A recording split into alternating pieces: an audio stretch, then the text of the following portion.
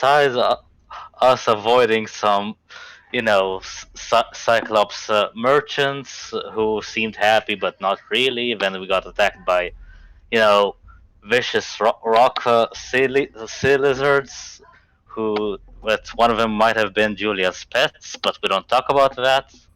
And we also transformed one of them into a frog, killed the rest of them, and that frog might die, but semantics is good. We ignore that, all right, for Julia's sake. Spoilers, that frog is dead. Yeah.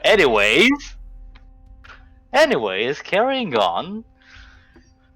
With the help of a little birdie called Beep,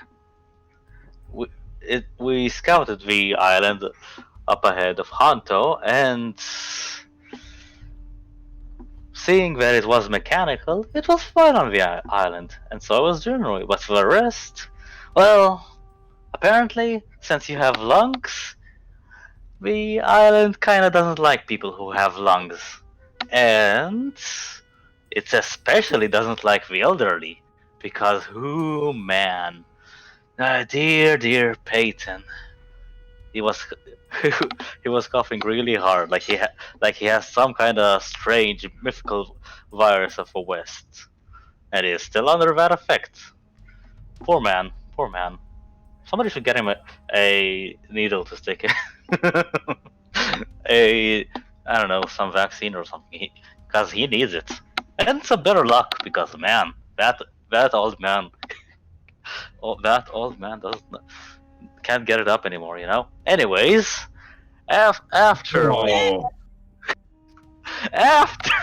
that, let's see. After that, we we did a little bit of scouting, saw some of the ash and the little, terrain and such. The architecture looking pretty grim. Our lovely scouts found a an important thing, a railway across the coast and the entire island itself. While this discovery was also given with another discovery, a group of smugglers who were causing trouble for a poor little family who, was doing their best to survive. And so, being the honorable heroes that we are, we went in, basically almost one TPK'd them, and they were causing trouble in the neighborhood, and one of them died. So, just only one of them. The other one just went home and forgot about all this, as he should. Went to be a family man. The other just ran away like a little chicken, but, maybe it's a good thing that he's a little chicken and not a big chicken. But we're not talking about sizes, right? We're talking about the last person who was captured and told us a whole bunch of stuff. Like, for example, the whole thing about them being part of the many gangs that did the whole illegal acts of, bandits and such, like smuggling and thieving and stuff like that. Bandit stuff. And after we discovered that lore, we basically let him go and totally didn't kill him, despite, well, the urges of one particular person.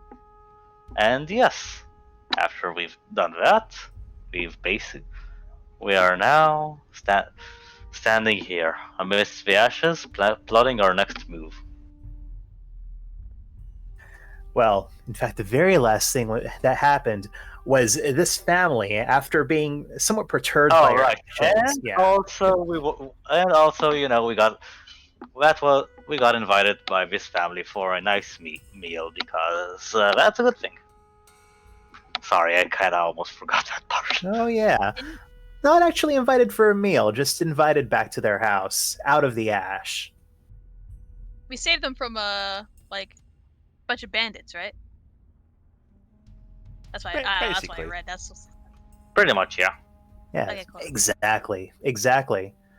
And you're all at different stages of deterioration under the effects of this burning ash.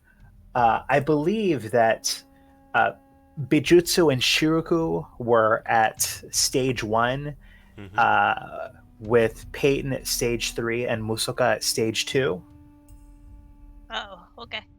So let me go ahead and run down one more time just what the effects of that are. So, those of you who failed that once, you are short of breath. You have disadvantage on dexterity and strength skill checks. That includes things like stealth, athletics, etc. Those of you who are at second level, that's you, Musoka.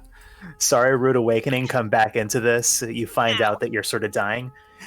You're actively coughing. Your eyes are burning. So you have disadvantage on dexterity, strength, and charisma-based skill checks. And you have disadvantage on perception checks. Okay. And also, your passive perception will not be taken into account while that's going on. And Peyton is our lucky winner at 3 failures. You are unwell. In addition to all of that above, disadvantage on... just to sum it up, you have disadvantage on all skill checks, and you are at half speed. Woohoo. Damn. I think Musoka's definitely helping Peyton move along. Like lending an arm. Yes. As you follow this trio, this family, with their odd masks, you still have not really seen their faces because of these masks of these sort of tar-covered Hessian sacks with these elephant-like tubes projecting from the front and into these boxes that they seem to wear around their abdomens. It seems like the mother and father, it's a family of 3 together working to pull the cart of Gaioka that you guys saved for them, kept these smugglers from stealing, while their daughter trails not too far behind. Isn't that for Sunvo? The light at this point in the day is fading, and you can see sort of the sunset, which through all of this ash and smoke is somewhat disarmingly beautiful. It has this flaming effect. You can see it reflecting off the surface of the ocean, this deep, bright orange. It resolves to purple, but then eventually resolves back into the dull gray of the sky, covered in ash that feels like it's sinking into your pores, is burning your eyes, is scratching in your throats. You can see as you continue to walk to a shallow depression to the south, while it rises a forest of trees that all look blackened, dead, occasionally waving slightly in the stale wind, seeming like anything more skeletons. Can see off far to your right, towards the center of the island, a dull glow that must be the caldera, the cone of this volcano that seems to dominate much of the plain where you landed. But you are not really moving through easy terrain. It's a blasted, wasted land. And you feel like, if anything, you're slowed down more, having to kind of keep pace with Peyton, who's hobbling along, showing every single one of his years. As you walk for the next hour and a half, 2 hours, you start to maybe feel a little winded, feel as if all this time out here in the air is affecting you. I need everyone except for Jin to roll Constitution saving throws. Bijutsu and Peyton, since you guys both have the masks that you scavenged from those smugglers, you have advantage on these rolls. For some reason I don't expect this to go well. Ooh. Oh, and also, I should show you, just in case, Oh no. you also lifted 2 pepper boxes and 20 bullets off of those smugglers. So I'm not sure who got the pepper boxes. Well, Fukuro gathered them up, so I'm assuming he has one, and whoever gets the last one. So, all right, our results were. Mine's Let's about see. 20, so if, I'd like to anyone, just... Musaka, you feel fine. Oh. Shiruku and Peyton. Shiruku, as you continue walking along, you feel your breath getting scratchier. You can't help but cough. You now, yes, have disadvantage on charisma skill checks as you are actively coughing, and disadvantage on perception checks. Peyton. Do I die? No, you don't die. But you all can see that this old man's face has taken on this ashen color. He looks like almost looks as if the life is being drained out of him slowly. In addition to everything else, you have a disadvantage on dexterity, strength, and constitution saves. And you also have disadvantage on any saves you make against being charmed. Level 4. I'll put those in the chat. Okay. This is bad. I think Musoka would ask the family, how much longer till we get to the house? The woman turns around. It's still a few more miles. Your friend looks like he's not doing very well. It doesn't seem like you came very well prepared for what's here. None of you even had masks, and those smuggler masks aren't very good. Damn. Well, it's not exactly like word gets out too much about this place. We were doing with what little we had. No, that's true. That's true. I understand. We should be there soon. Just keep up as well as you can. We will. I would like one of you to go ahead and roll a d8. Oh, fun. Who's feeling lucky? I just rolled that 20. Want me to do it? That's the reason why you shouldn't do it, because it might be bad. I'm right. You know what? I'm gonna roll a d5, and whoever I do a rolls D8. that rolls a d8. Oh, get it. Okay, Zori, you're up. Roll a d8. Okay then.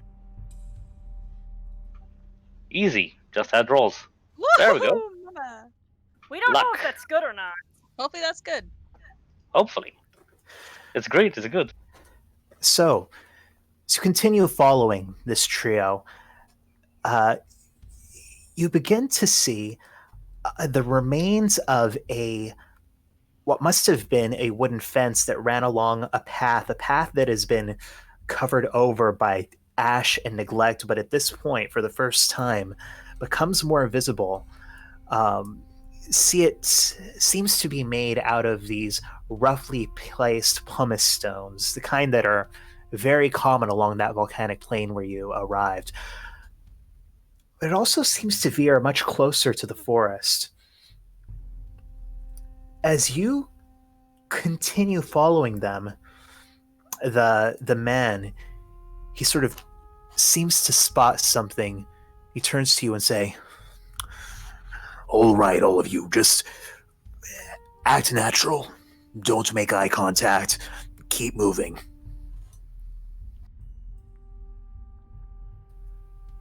Eyes forward. Got it. So continue. Go ahead. I'm gonna cast Disguise Self to look like in similar clothes to the people we're following, the family. Oh, okay. Very nice. So, as you continue following them, you see a strange figure at the edge of the forest seems to be wrapped entirely in cloth or rags. And they have this odd thing where they have what looks like several large tree branches sort of affixed to their back, and then going down their arm to their elbow, and then down the rest of their forearm, down their legs. And they seem to be walking around these trees at the edge of the forest on these 3 stilts. Not very high stilts, maybe extending about 3 or 4 feet. 2 of them on their legs, and 1 of them on one hand. The last hand has a small scythe, maybe more of a sickle, and seems to be reaping, pulling off branches or bark, something from these blackened trees, and depositing them into these 3 baskets that are lashed to the bottoms of these strange stilts that it is using to move around like some sort of a 3-legged beast. The 3 in front of you keep walking, their heads don't turn. I need the rest of you, except for Jin and Shiruku, to make performance checks. I'd say performance or stealth. I have disadvantage on that, right? Yes, you do. Do I have disadvantage on that? Level stage 2. You have disadvantage on. Perception. Yeah, you have disadvantage on both of those. Okay. This isn't a super high. It's not a super high DC. I got that. I 12. rolled shit anyway.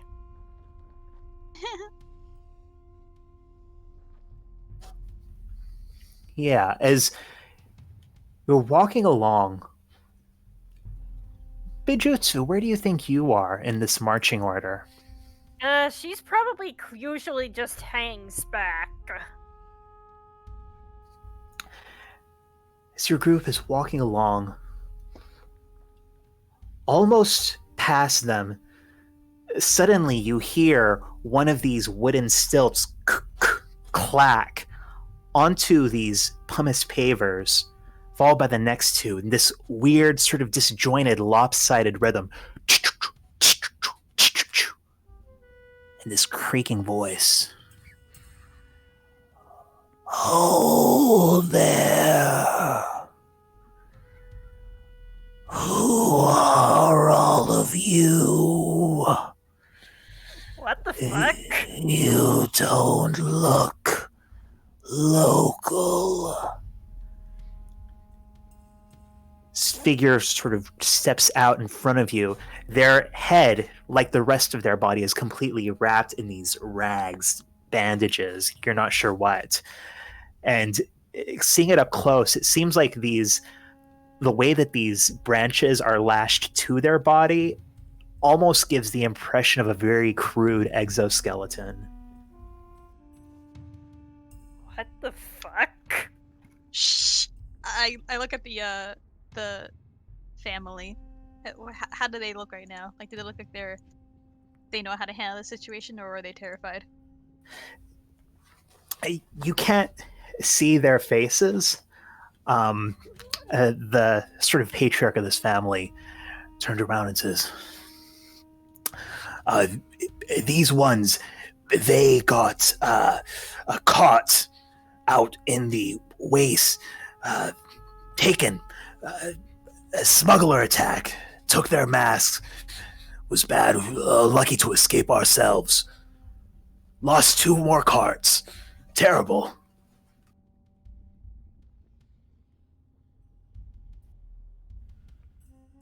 Usoka nods. Isn't that right? And he sort of looks towards you, Bijutsu. I mean, yeah.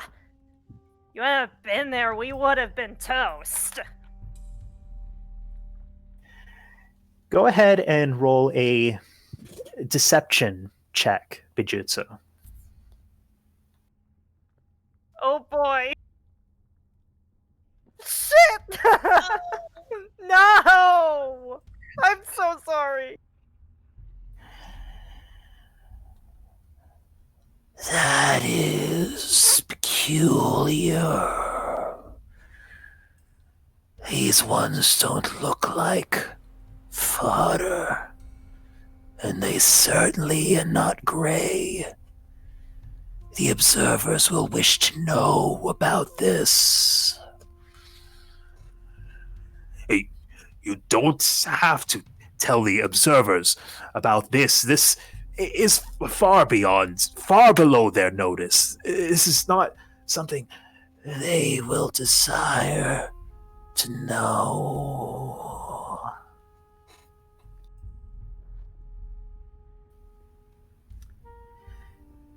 Now you see his body language seems a little bit more tense, a little bit more panicky, as this sort of false three-legged figure begins clacking away from you back into the forest. Shit, I'm sorry about that. Maybe we should do something about that. It's only one, right? It's only one. So what do? We kill him or? No, I I think we should run after him and try to convince him. What do you think we could tell him? Have you ever been in that situation before? Not. Look, outsiders are not supposed to come on to the island, are not welcome on the island. The observers, they try to ensure that the island is kept closed. So if he tells the observers that we are suspicious, that the observers will come searching for us? Most likely, yes. I don't think we can let that happen, can we?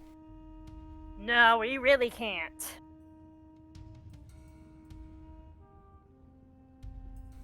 What? I just look at the family. What is that thing? Is it a person? It's one of the lesser gray. But yes, it's a person.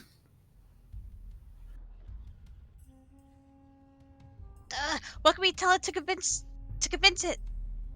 I don't know. Listen, I can give you some respite. You saved us, but I don't think if that thing is going to the observers, then I don't think you can stay with my family tonight.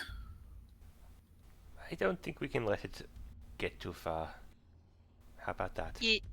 Yeah, I think you're right.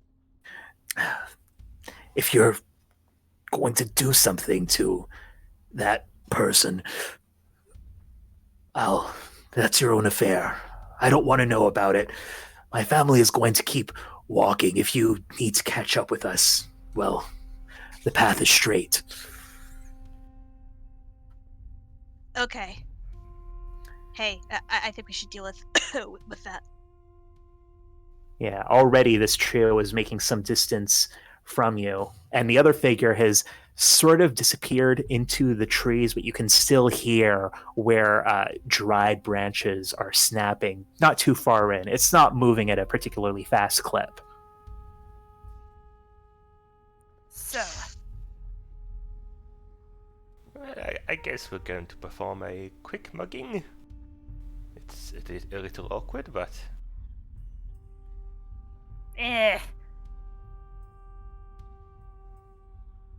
I'm not the best person to do this, but like, is it possible that we could get like some kind of a perception of the area, like just make sure like there's no other of these like creatures around? or like people around? Like, does this look like some kind of like a busy area? Like, are there buildings, or was it just walking around the woods? Right now, you're kind of at the edge of the woods. You think maybe you're starting to come into just the way that this fence and this path have appeared into maybe a slightly more settled part. But right now, there are no buildings or anything around. You want me to have Fukuro roll a perception check since Kuro has Yes, advantage on those? Yes. Well, I would say disadvantage for sort of all the trees and all the dust that's between you and them. So I'll just make a straight roll.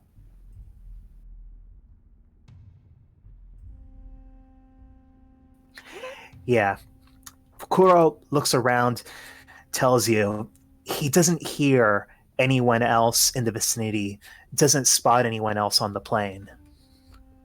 Everyone, Well- I have a spell that can possibly put it to sleep. Yeah, and how long is Or- that gonna last, Dreamer? Up to an hour. So, thing is, And is that how we're- long, is that long enough to stop him from reporting back to these observers or whatever the fuck? no, but it's long enough for us to, well, apprehend him, or kill him. I don't know if, well, that's necessary, but What if it isn't a strong enough juice to get him to take? Then you just wasted a spell and we're back to square one. we don't have time to argue about this. They're getting away.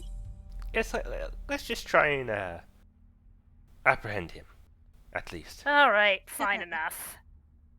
All right, I say we would try our best to catch up, kind of stealthily. All right. Maybe Musoka and like only a few other people should try that. Try like to walk up to it stealthily, while some others like hang back, like Peyton. Sure. Let's have those who are sort of trying to stealthily catch up to this figure roll stealth checks. Okay. Oh, do I have disadvantage? Yes, Oh. you do. All right, Fortunately- at least. I do not. Yay. Some coughing.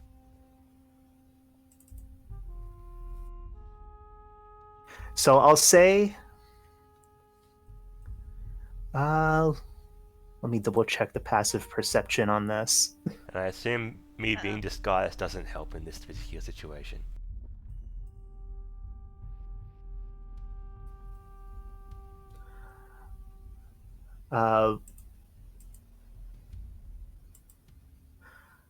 Luckily for you, the passive perception is pretty low enough that Fukuro's is almost double that. So I'm gonna say that you have enough with everyone else passing pretty handily. You're able to sort of tap down, create some sort of a distraction, make it seem like there's something in the woods to cover up Shiruku's clumsier stumbling through these what seem like coaly black trees, till you finally get to a point where you actually manage to sort of pincer around him to a point through this foliage that you can see is coming your way now, deeper into this forest. Perfect. I would like to cast drowsiness. You would you? Yeah. All right. Drowsiness. Let me see. That is a... What kind of save is that? That is a con save. All right. One second. Yeah. Does this just work on all types of creatures then? It doesn't mention. It doesn't mention, so I'm pretty sure it could really work on any creature.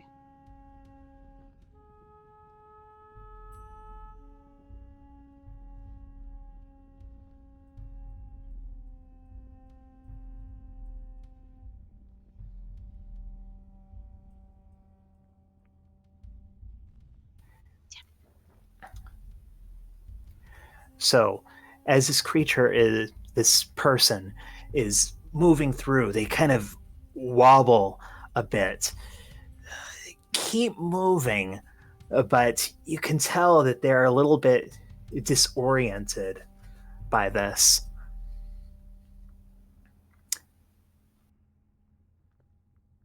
I whisper to the others, I don't think it fully worked, but they seem drowsy. We should strike now. Heard you loud and clear, Dreamer. And you know what? I think now that they're a little woozy, Musoka is gonna cast Gust of Wind, like towards us, and then hopefully, like, aiming to try to like knock it over. Does it do that? There are I always get confused between the like 3 gust of wind spells. A line of strong wind, 60 feet long, 10 feet wide, in a direction you choose. Yeah. So it needs to make a strength throw or be pushed 15 feet away. Yeah, so Although- there's this sudden strong wind through the trees. You can see bits of blackened twigs getting caught up in the gale, flitting past it.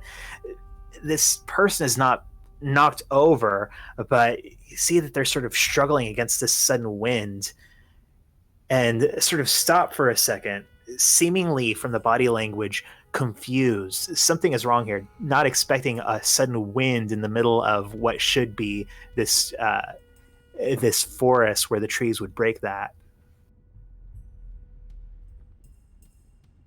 Now let's get the legs. I think Musoka would pull out a rope, and who wants to help her? Or I don't know if someone else wants to do it, like some 2 other better bodied people.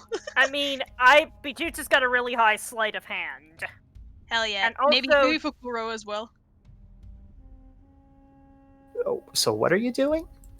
We're thinking of like, well, I'm thinking, I don't know, we could talk more if you want, but I'm thinking of like, taking a rope and just like sprinting at this thing's like stilts and tripping it.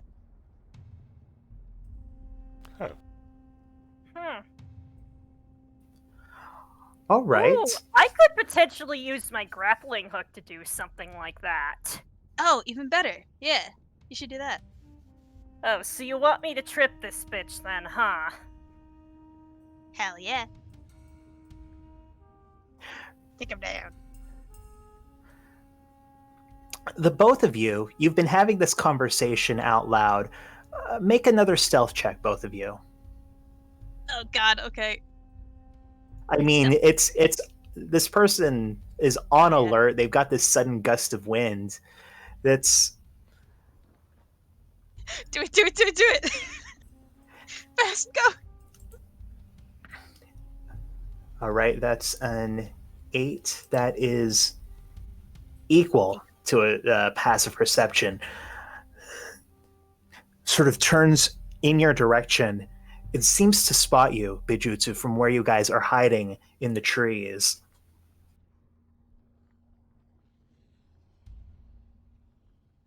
Right, I think it saw me. Do it now, quick! While the spell- are you doing? She doesn't answer, she just goes ahead and fires her grappling hook off at the stilts with the intent of taking whoever this gray fucker is down. All right, you fire off your grappling hook. Try to get it around the stilts. Go ahead and make. Just trying to pull it down. Make an athletics check. How many fails are you at? Just one. Okay. Well, that's still a skill check, so an athletics check at disadvantage. Shit. Yeah, that was terrible. No! Give us some... not to like... Fuck, bro! Yeah, you swing your grappling hook around, manage to sort of hook the edge of one of these stilts, but as you try to pull, it just deftly kind of pulls back and pulls it still out of your grapple and back.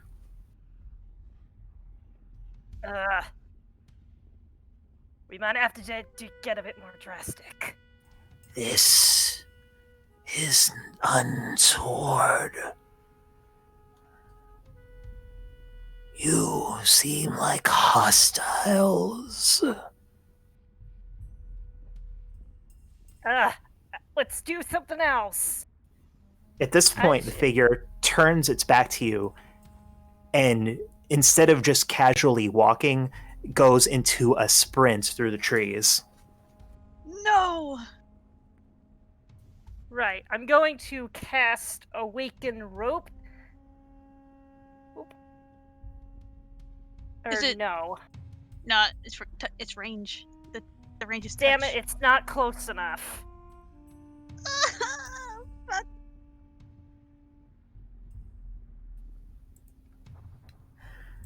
So, does one of you want control of Fukuro?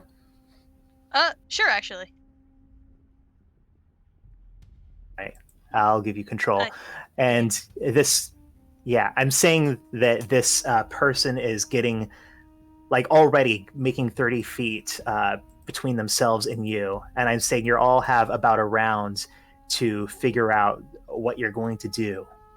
Oh, hey, Medusa's movement speed is 40 thanks to her boots, so in theory she could get closer before attempting to use the Awaken Rope to bind. Yeah, definitely fly after him. All right, what are all of you doing? Bijutsu is Hi. going to try and close the gap and use Awaken Rope to the bind option on it.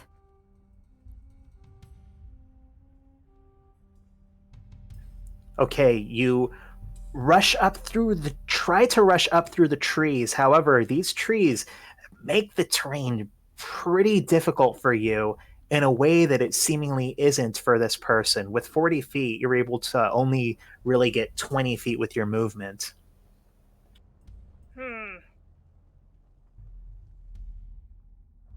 Well, yeah, that's still in range of the spell, isn't it? Oh, hey, there we are. I thought it was touch. Binds. The rope attempts to bind a creature of your choice within 20 feet.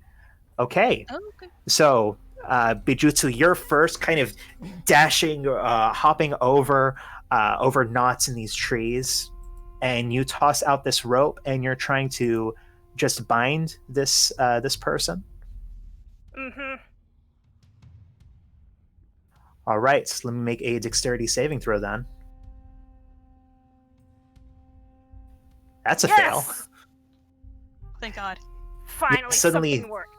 Yeah, this animate rope that you have, sort of chi powered, however it operates, or it's got a counterweighted, whatever, kind of zooms around, gets those the sort of 3 legs, really 2 legs and an arm, but looks like 3 legs towards the top, and kind of hobbles it, and this person stops, and they are restrained. The rest of you. Okay, Misuoka is gonna cast Black Tentacles, and she's gonna try to, like, help basically restrain it and also hurt it. Okay. Oops. Here. He's making All dexterity. right, spell save DC. Dexterity save? Yeah. Don't you automatically fail dexterity saves if you're restrained? I think so. Probably. So yeah, as they are sort of restrained, just kind of trying to move these stilted limbs, suddenly the ground below them seems to open up with these black tentacles that grasp around it, and let's see, takes 3d6 bludgeoning and be restrained. So double restrained, super restrained, and as they start bludgeoning it, you see boo boo, can hear the cracks as this sort of makeshift exoskeleton starts to get just smashed by the force of these tentacles on it. Nice. All right. Well, I don't really have a lot to contribute with my ability set here, but I'm gonna try and cast Detect Thoughts. We'll walk up. I believe I can get within 30 feet of it, and Yeah. Because yeah. All right, You read the thoughts of certain creatures. So, like, it's just its surface level thoughts, or are you trying to go in deeper? I think I'm going to try and go in deeper. All right, let me make a wisdom save. It doesn't have great stats. Apparently not. Yeah, you walk up and try to press in. You quickly get the surface thoughts that it is trying to get to a point deeper in the forest.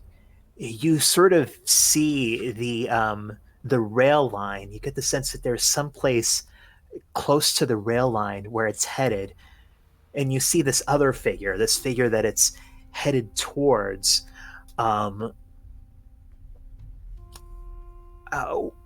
With this mask, a black mask, sort of just a blank face, and these odd antlers to the side, but not sort of in this strange form that makes it look almost bestial, three-legged like this one. Someone in robes, rather simple-looking robes, and more clearly human, even if they are masked. Get the sense this is the image of the person that this figure is running towards. But as you try to delve in deeper, what are you trying to find out? Okay, can I get an understanding of this person's role, I guess? Like, what were they doing? What were they gathering in the forest? What is their position within society, I suppose? As you delve into that, you get the sense that this person is actually not someone of any rank, not someone who's officially part of a law enforcement. They're actually simply harvesting the charcoal that these trees have largely turned into, and will deposit them where they'll be picked up on the train which you get the sense, delving into this mind, is called the Shoreliner. But that all in their position are instructed to report anything untoward to the observers. Right.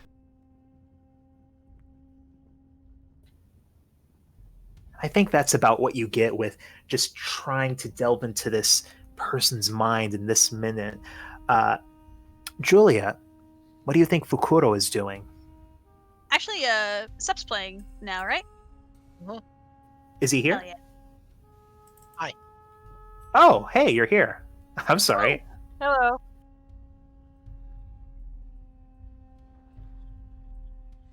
So what does Julia think? So we have this guy restrained, right? Have Double him restrained for the time being, at least. I guess if for the time being, then I would tell Jin, hey, go make sure he doesn't get unrestrained. Yup. Is Jin with you, or is Jin back with Peyton? Well, we were separated. We were separated. Yeah, there was a bit of a separation between, Bijutsu, Musoka, and Fukuro, and, well, the others. I think I think Musoka would at least call out, like, hey, come help. At this point, I think you've made a bit of distance between yourselves and the cart. Okay, sorry about that. Never mind then. I mean, you could call out, but you'd have to call out pretty loudly. I think probably loudly enough that your voice could carry. Yeah, but that might be risky. We don't know what's ahead. I mean, you got him. Sorry. No, go. I mean, I was about to say something, but that'll be metagaming, so I can't. You have to use your brain. Sorry.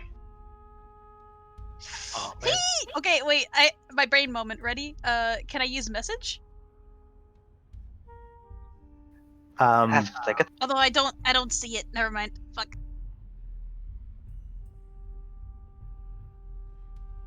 Oh, Well, right now that's- it's Fukuro's turn. Yeah, And Fukuro. so, Fukuro, you can decide what you're doing. This odd figure, sort of a person wrapped in these dark bandages, walking around on these 3 stilts, using one of its arms like a leg, has been restrained uh, first by Bijutsu's weighted rope, and secondly by these summoned tentacles that Musoka created. Have we had any proof that this person thing speaks Wushanko yet? Or speaks at all? Yes. Yeah, it does. Yes, they speak. Okay, then I guess Fukuro will ask, who are you?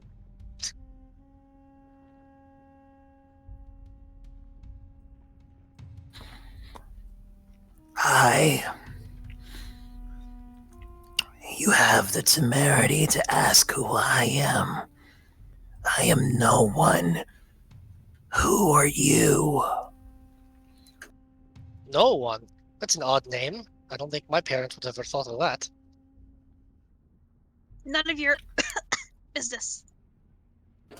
I will say, Fukuro, moments earlier, the group sort of tried to pass by this individual and then tried to claim, or at least the one of your companions, NPC companions, tried to claim that the rest of the group were also targeted by smugglers and had their masks taken. And this person did not seem to believe that.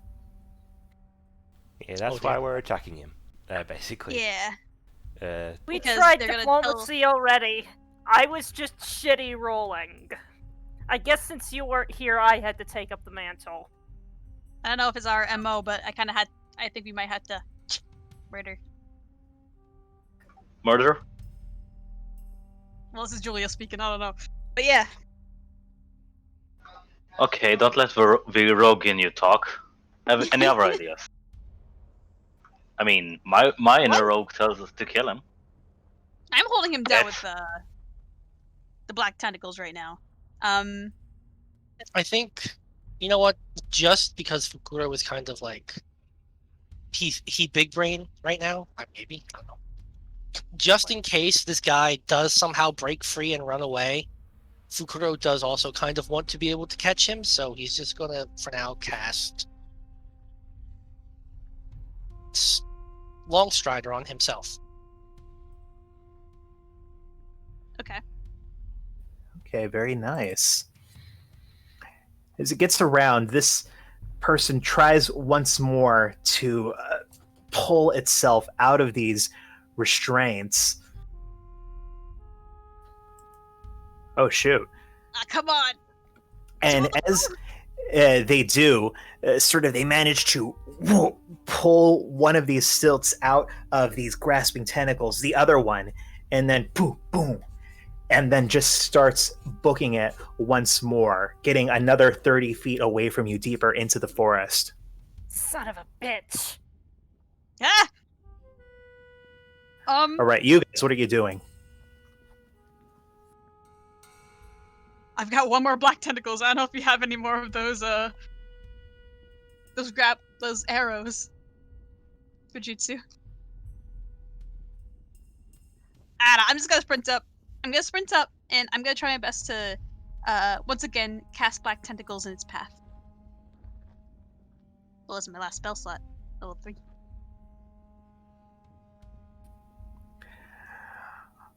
All right, black tentacles in its path. Let me make another dexterity saving throw.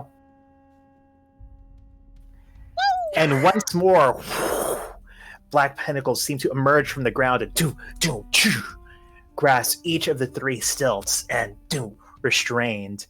And go ahead and roll the bludgeoning damage again. Again? Okay. Well, yeah, it's a new cast. And as these tentacles grasp around and start bludgeoning its limbs, you hear this wooden exoskeleton thing crack and and that figure between the tentacles, which seem to be just rending it from side to side, is completely limp. Huh? Oh no. Uh, I think you might have killed him. what? I mean, It's not exactly something the ordinary folk are gonna just walk right out of scot-free. Shit. Well. Hold on. Misoka's gonna walk up to it and it looks dead. She kind of carefully approaches it. Yeah, limp, Like it's not no movement at all. Can I roll insight? This Like it's figure not is being still, completely wrapped in these dark bandages, so you can't really see too clearly, but there's no signs of life.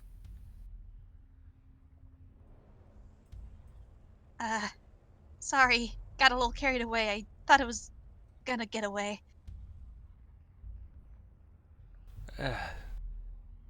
Well, I don't know. This might have had to be the outcome eventually, anyway.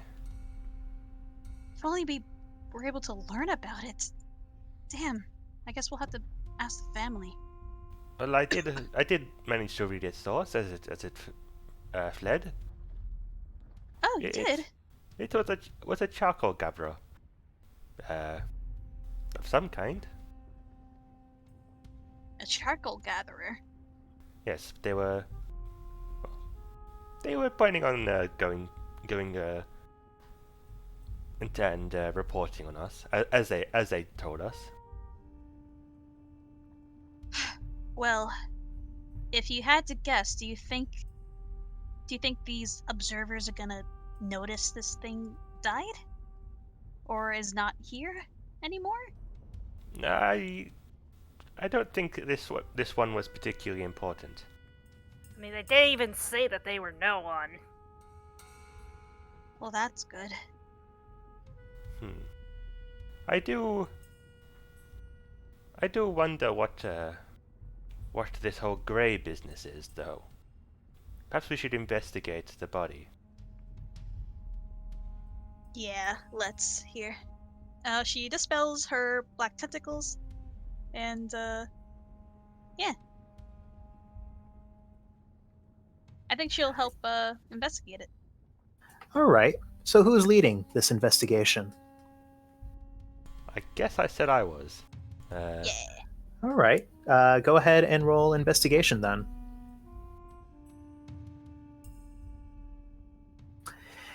Yeah, Shugu, as you turn this body over, start to remove some of the bandages. I'm assuming you're removing some of the bandages. Where do you think you're removing them first? Probably the face, I guess. Probably the face. As you do, you see, looks like a man, very gaunt, gray skin, kind of peel back the lips, and you can see signs of decay, but also you sort of feel around the neck that skin underneath, very, very dry. There's no warmth to the body at all. And as you kind of feel along its entire form, you don't get the sense that it's really hiding anything else on it. You get the sense that this person was not exactly alive.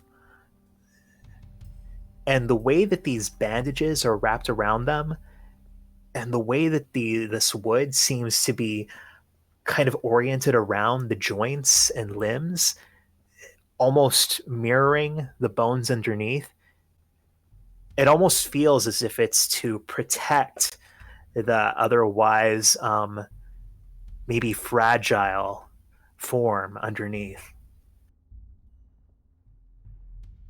This thing, it's not a normal person.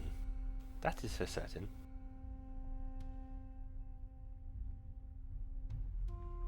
It almost looks human, but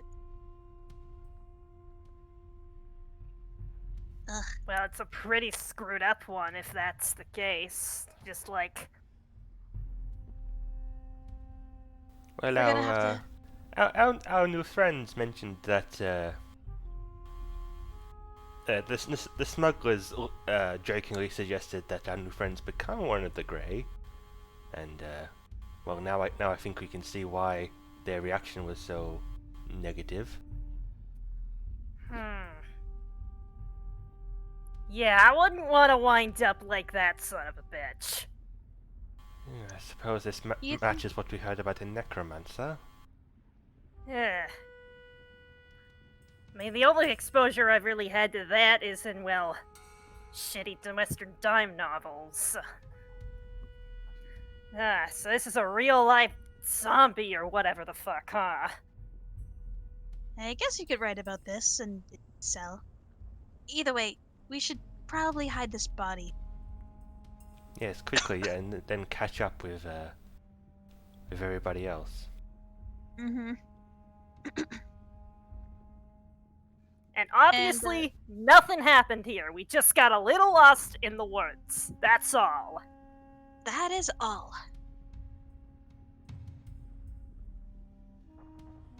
Damn. Is there like? So what do you do to hide this body? That's a good question. I don't know if we have like shovels or something. We might have to. I mean, the forest is already pretty screwed up already. I think it wouldn't be too hard to just sort of like Cover it in branches and stuff. Well, isn't the forest all burnt? What kind of is there undergrowth left or anything? You look around.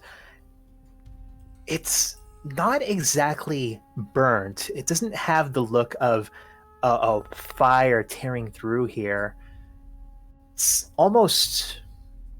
Anyone who wants to can roll a nature check.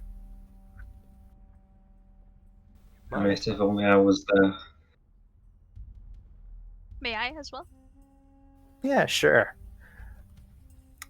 I'd say, Shuruku, you know enough to tell that this isn't a fire, that there's something unnatural about this forest. And indeed, as you look at sort of all the bits of branches and stuff that have come out of these baskets that were attached to this person's stilts, they really look like charcoal. As if, yeah, this forest is just made of charcoal now, but there is indeed undergrowth that's not really growing. Like that too has been transmogrified into thin charcoal. Huh. But not by fire. Yeah, it doesn't have the look of a fire. Doesn't have the look of the fire, yet it's all charcoal, which is usually made by fire. Maybe it's more the, the soot from the volcano. You know, if it were a fire, you'd expect to see more kind of a specific, more of a pattern of charring in places where it did hit for the forest to just kind of be wiped out. And it looks very uniform in a way that a fire wouldn't.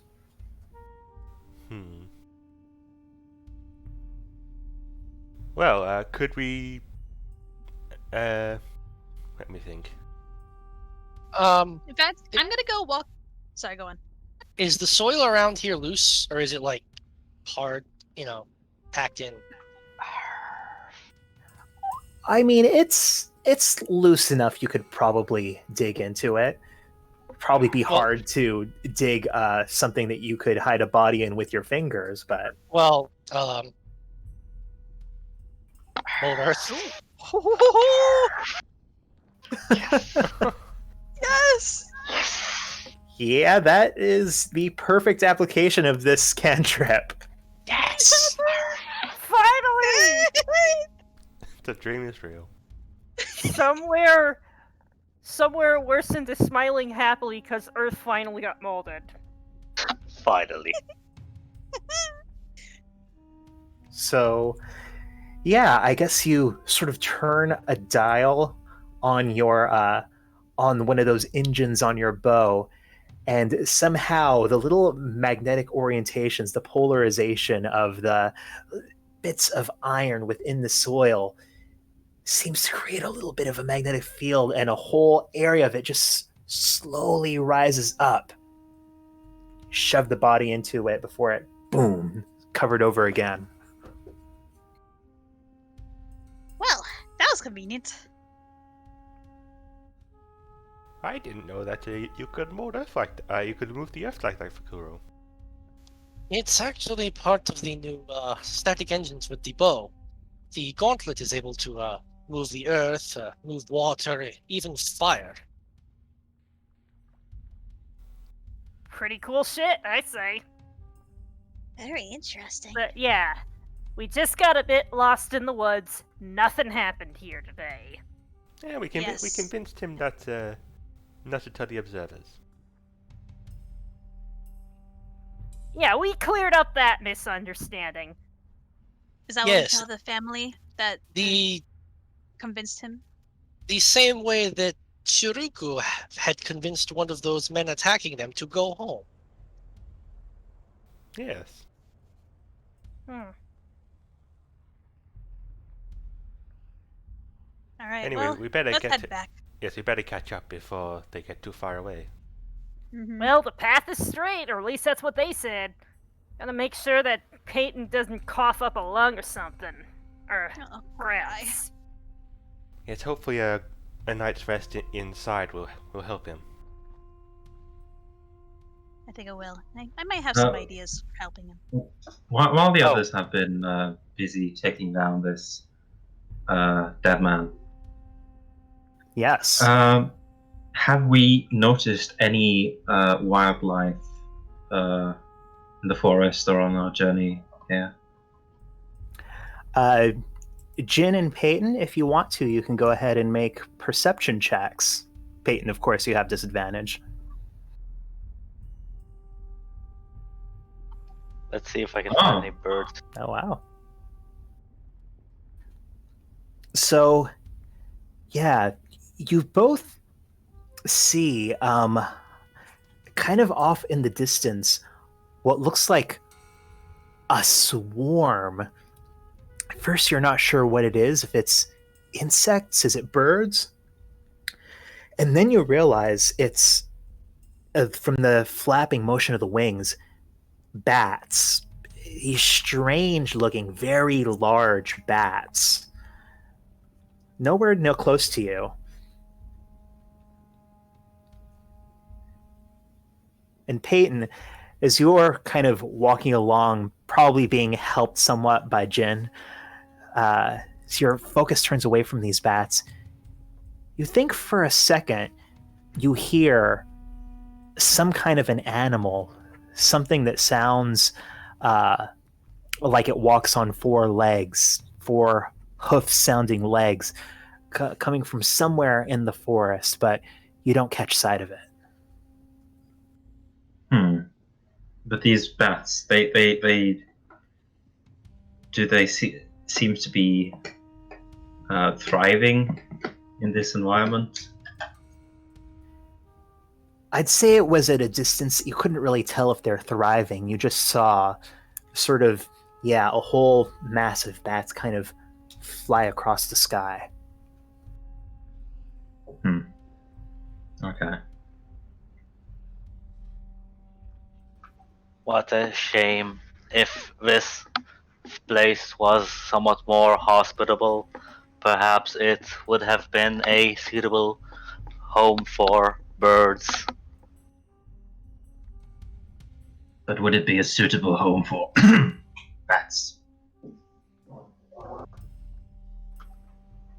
That is an interesting query. I shall add it and ask one who is more proficient in bats later.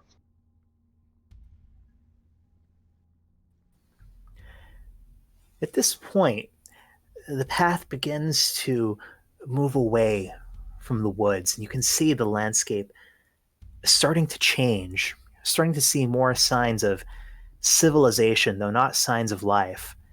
That there are these wide plots that seem to be divided by these low fences of what look like driven posts, sort of driven logs, all forming these kind of walls that are maybe half a meter, 2/3 of a meter tall.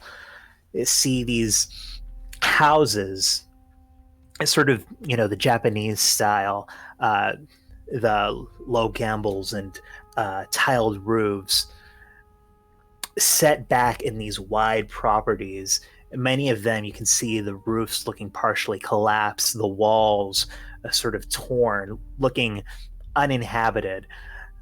Though several of them you also, actually, in almost every building you see, there are these large metal chimneys coming right up the center. It's about this point that the rest of the group managed to catch up. Hadn't gotten terribly far away, what with Peyton's speed.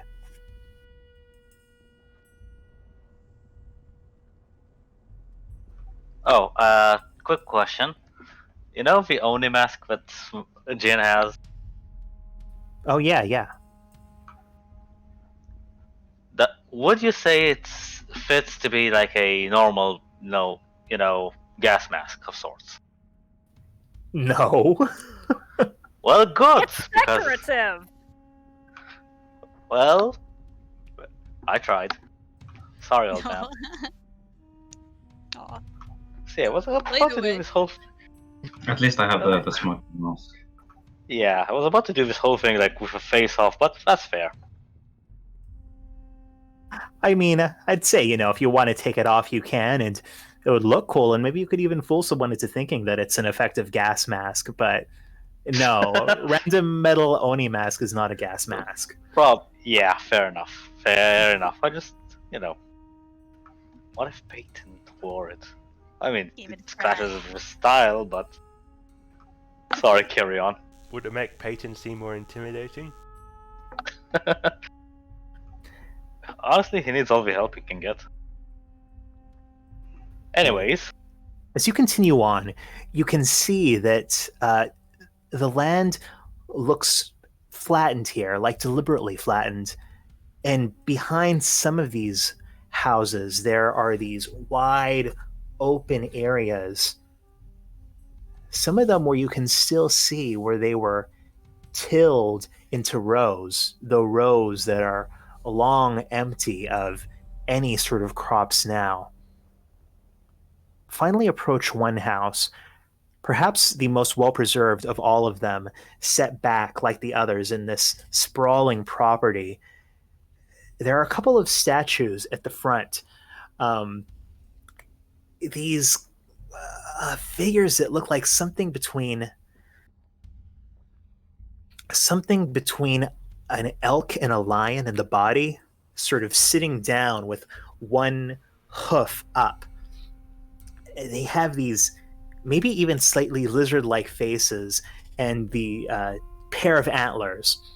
Well, one of them does at least, sitting on either side of the path, though its partner on the other side you can see has crumbled, has been broken, maybe deliberately, you're not sure. Its head and shoulders are missing. Your guides turn down this long walk towards the house. They sort of pull the cart around the side, open the door, beckon you in.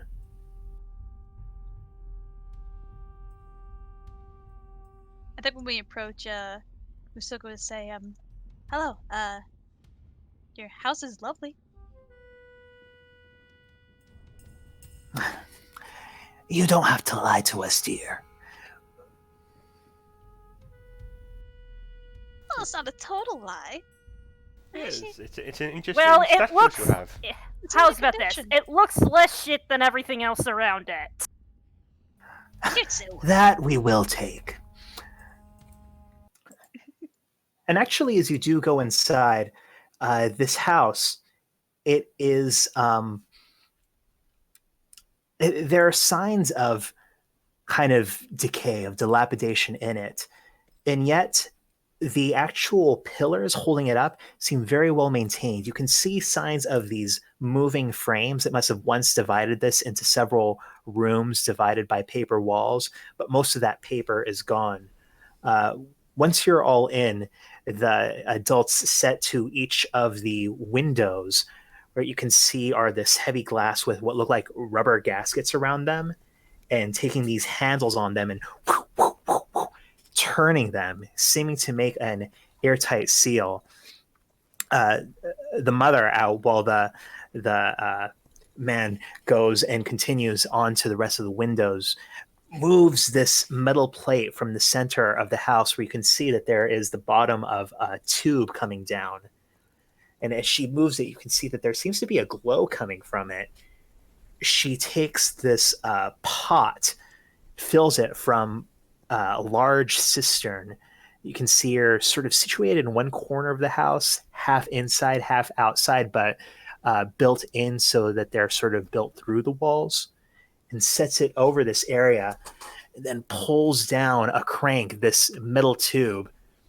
And you can hear the sound of this water starting to boil very quickly. Then you hear this mechanical sound from somewhere in the tube, this whoa, whoa, whoa, whoa, whoa, whoa, whoa, whoa, whoa, and you feel this breeze around you. And then after this kicks on for a while, and this tube that she brought down from the ceiling and it essentially made a seal with this pot, she begins undoing first the little girl's mask, then her own, while the man does his mask. You finally see their faces in full. They all look thin, look pale, do not look in good health. You see that the man's hair is sparse, and even though he doesn't really have many wrinkles in his face, his hair is very gray, almost looks prematurely.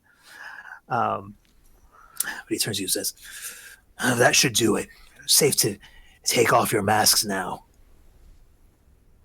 I think the whole time Bijutsu is sort of like mentally like analyzing the sort of like masks they are using that are much fancier, in the hopes that maybe she'll be able to replicate something like that when she is able to get to, well, a better station than out in the wilds here.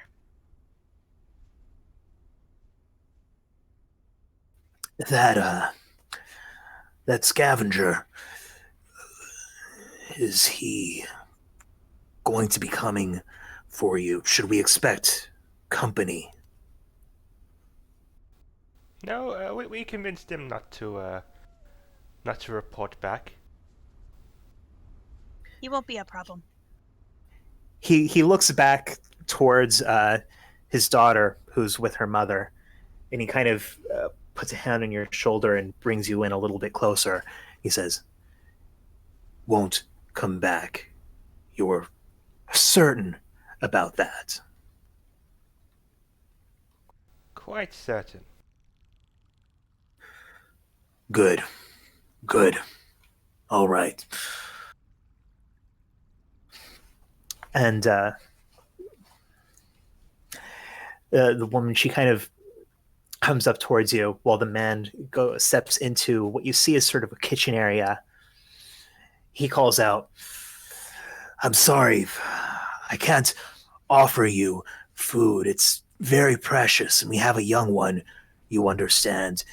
If you made your own way here, I'm assuming you have the wherewithal to feed yourselves. Oh, please don't worry. We have our own rations.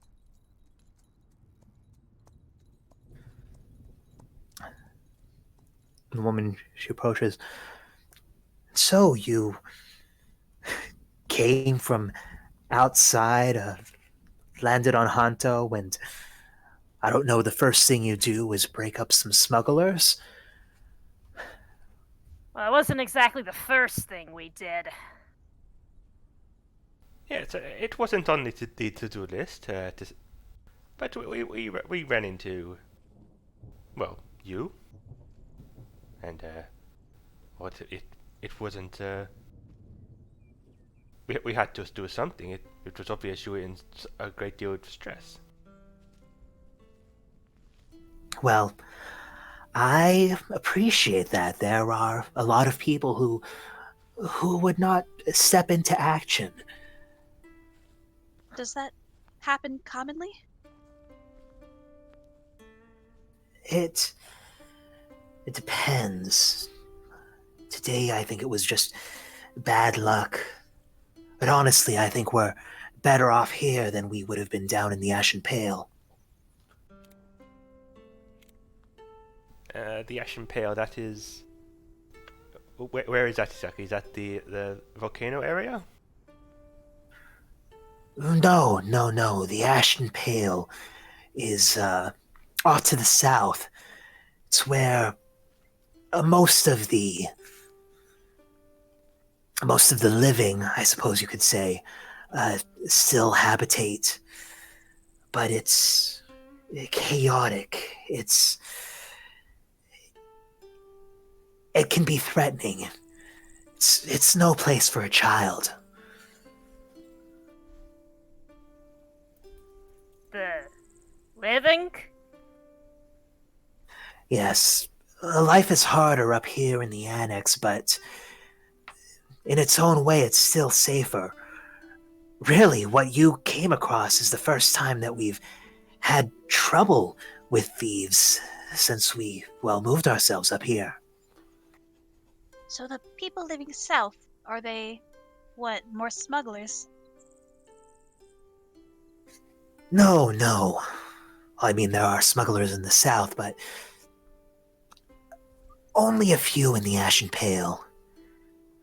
I guess you could say it's more common crooks, gangsters that tend to take advantage of the situation. So it is.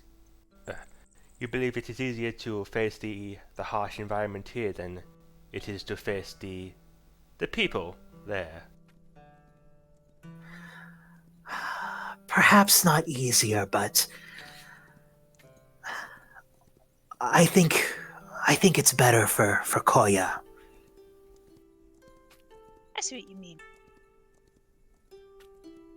Yeah, people down in that sort of place, they can be real shitty. Would make you almost wish you lived in a place like this. I get that. Yes, this What- actually what? used to be my uncle's place, but, well, there aren't really any living in the annex anymore. And I suppose most people think it's better to take on what few comforts exist in the Pale than live up here. As far as we know, there's only... well, I could count the other living in the annex on one hand. As we're traveling, we saw that even the animals are struggling to survive up here. What on earth do you eat? It's still possible to find some foods. She exchanges a look with her husband, who seems to be cooking something for his little unit. He's taken out these very large apples that have an interior that look almost like cork. And he has a jar that he's opened up that has a vaguely fishy smell. Maybe more of a briny smell than a fishy smell, is making something out of that. Kind of exchange a look. And she says, well, there is one place not too far from here that, if you know how, you can still fish up some things. And, well, down in the Pale, there are some things still growing in Ringgrove, though, with how much you have to pay for it. And then, of course, smugglers occasionally bring in things, but again, the markup, we're probably paying orders of magnitude more than what it cost when it first came from whatever market on another island. What? Ah, What? yeah. What caused all this? All this devastation? Was it the? Well, it doesn't seem to have solely been the volcano. Well, but that wouldn't have helped, I assume. You don't know. Well, The necromancer? information doesn't come outside the island. You must understand. The island has been quiet for years. I know that the observers have tried to cut off Hanto, tried to isolate it, but, well, it's hard to know exactly what it looks like from the outside, how much is getting out, how much information the smugglers carry. That's part of the reason why the Gaioka is so important. We're hoping that eventually we can pay our way out of here.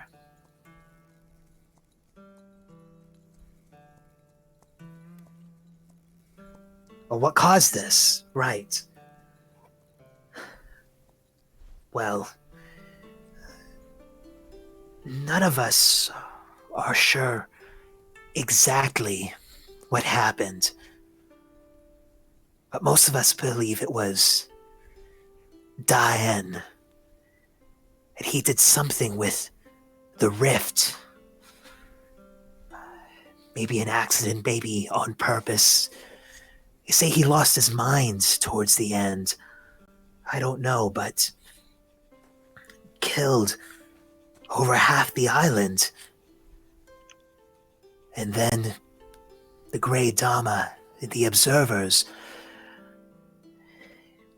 they did something. And many of those who were dead, well, they got up again. But damage had already been done, had already infused the ground, the animals, the trees.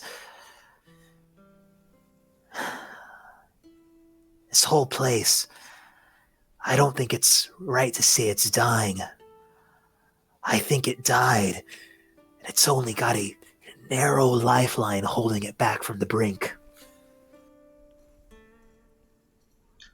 How long has this rift been here? The rift? Well, the rift has always been here. The man pipes up. Yes, something strange, not right. When I grew up, I was taught to stay away from there. There were legends about it. You got too close. People who ventured towards it. Some said you would see your own death drive you mad. Others would say you would see death in the faces of all others, know how they would die, see them as little better than corpses. Of course, all that's been thrown out the window now. I think half of these Grey are sent to work on it. And I'm gonna guess the Grey are the dead dudes? Well, it's not exactly right to call them dead. Yes, it's something else. They're not zombies, they're not Jiangshi. And it varies. Some who've become Grey, their husks can barely form sentences together. They're barely there. Though that's definitely the minority. Most of them, they still have their minds, their consciousness, still walk, talk, remember. Though there's something in them, a dullness. They're cold, they're not quite the same. I've heard there are some, especially among the observers in the Grey Dama's court, who are almost entirely unaffected, who even still have blood pumping in their veins, even if it pumps coldly. Never met anyone like that myself, though. So this Diet N, was he stopped by the observers, or is he still around? Da-En, the Khan, he was... Well, we believe that the catastrophe that killed half the island took him as well. Of course, there are some who believe otherwise. Yes, the harvesters. The harvesters think he's alive? Oh, alive. Air quotes. The harvesters, they... Who can understand insanity? Who can understand depravity? But they are still loyal to the old Khan. They think that they serve him, think that they can bring him back to power. You ask me, the old Khan is a corpse if he wasn't completely obliterated.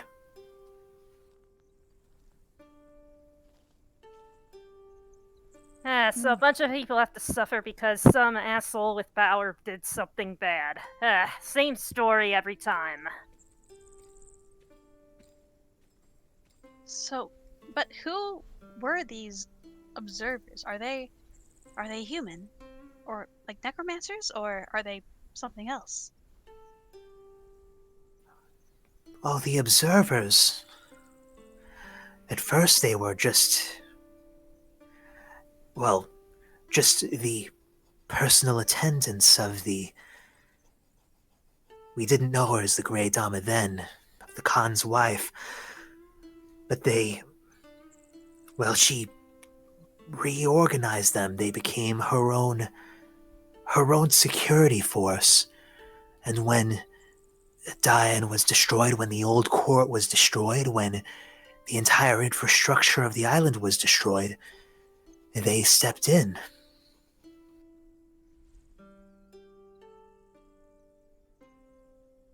Did the refs do something to them?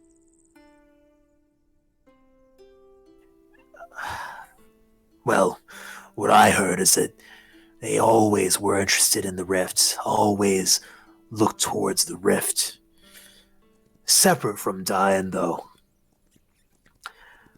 But now they're the ones who have cordoned off the island, who have shut everything down. So the Grey Dama, the Khan's wife.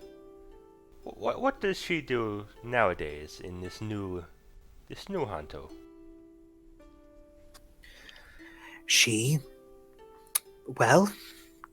is the ruler. She leads us. I suppose you could say she is the new Khan. I wouldn't be so sure. You ask my opinion, I think that the Grey Dama is just a figurehead. I think the observers have the real power. Well, that they say is that the observers serve the Grey Dama. But it's not always like that, is it? I mean, I suppose not. No, the Grey Dama, I think she would have been the Khan. She was the leader of the observers, but something changed at some point. Of course, it's not like that for the Grey, especially the feebler ones. Some of them, you hear them talk. It's like they look at her as if she's, what's the word? Goddess? Yes, that, exactly.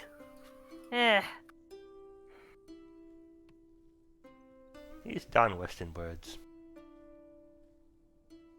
And I think I would have only known that if I hadn't drunk read those Circadian novels. Who knows, that would have come in handy.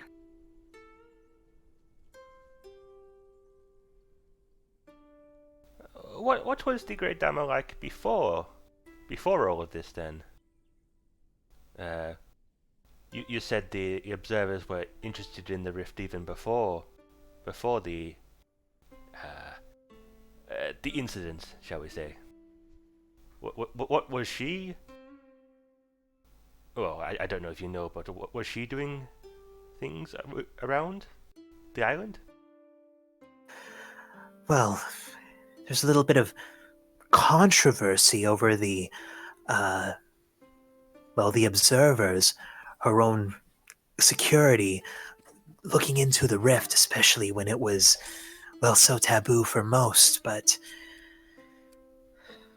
I mean, I assume that she was leading them. I've never actually... Most of us have not actually seen her in person. Right, I understand. She is an important figure.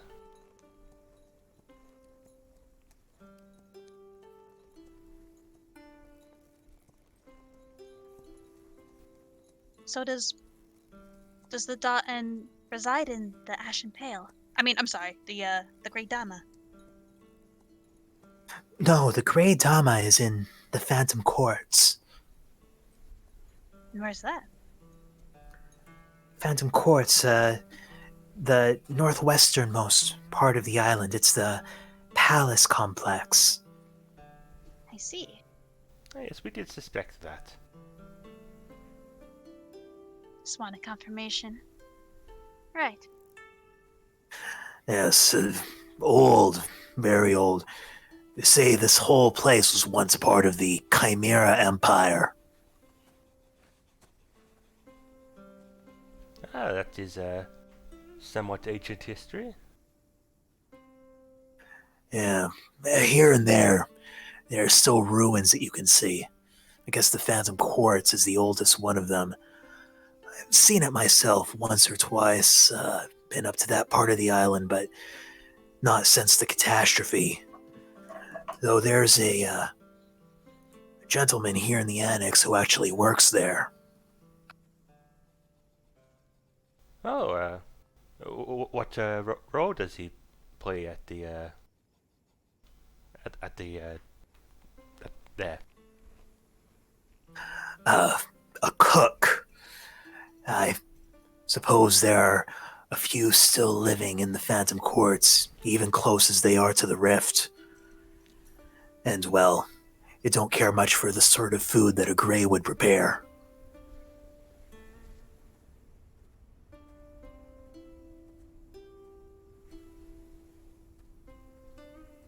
So is it not strictly forbidden to venture near the Phantom Court, or? Well, I imagine it's ill-advised in any case. Aye, ill-advised, to put it lightly. I mean, it's the central point of the observers, and I think any entrance into the Phantom Courts, they're going to be watching. Observers, they have a way of seeing through anything, everything. Hell, practically the only way something gets into the Phantom Courts, if it's not under the observers, is if it's a shipment of gunpowder.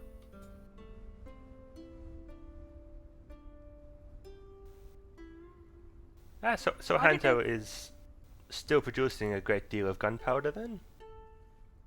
We suspect. Yes, it, that's but- right. Ah, well, what is it being used for? It is no longer Hanto's main export after all. Well, a lot of it goes to the population. Use it for cooking. Sure, you've seen the shoreliner who runs on gunpowder. But the lion's share of it goes to the rift itself. I think they're excavating it. Excavating it.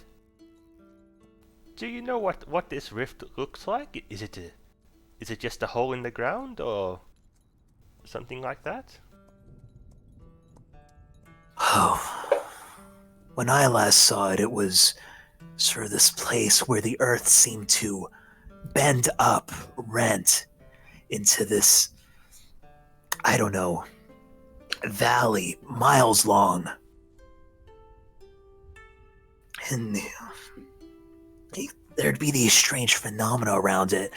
The weather was always overcast, and I swear from a distance you'd see this gray lightning, if that makes sense, that would just appear on the ground. What it looks like now, I couldn't tell you. So, do I know anything about what this could be? I don't know. Have I read anything about magical quantum mechanics or whatever?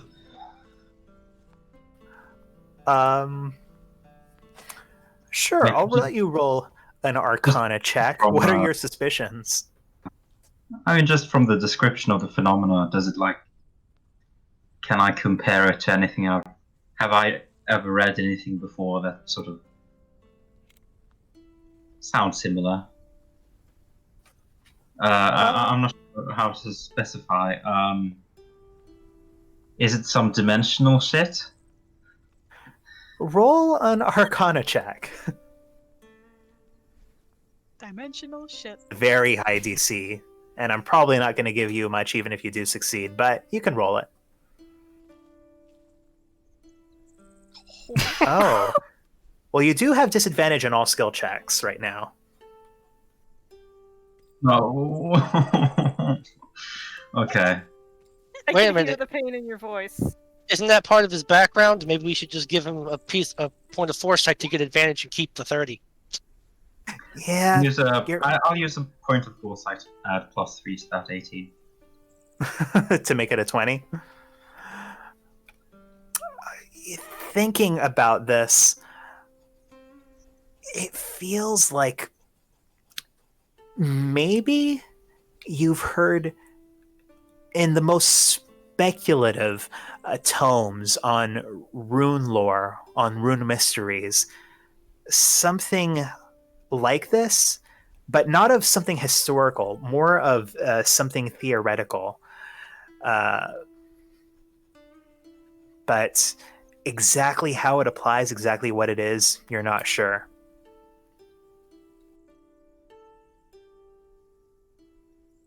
Okay.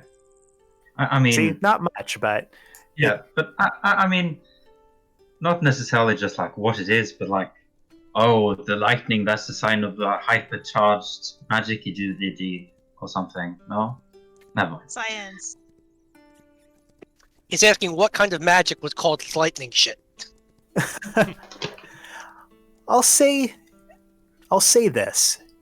You know that raw magical energy of any sort that is highly concentrated can sometimes manifest in phenomena that's maybe similar to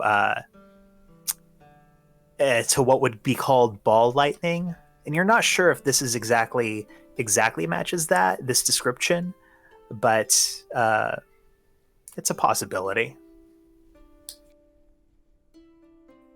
Okay, I'm satisfied.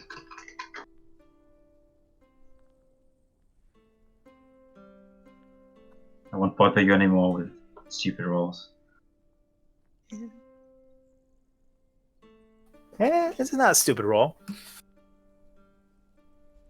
So yeah, at this point, he sort of finishes this somewhat meager meal for his family. Sort of pull out a table. See, the little girl sits down. He says, "I'm sorry again. I don't mean to be rude, but, well, it's just the state of things." It's No offense all right. taken. What did you call the what did he call the train the coast? Shoreliner. The shoreline. You called it, I believe. What is its purpose?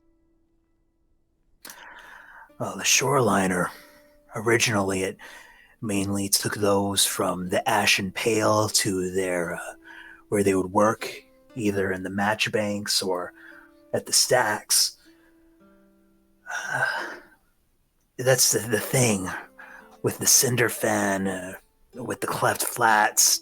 That's a no man's land. Even before the catastrophe, wasn't anywhere you'd want to traverse on foot. Hence the train.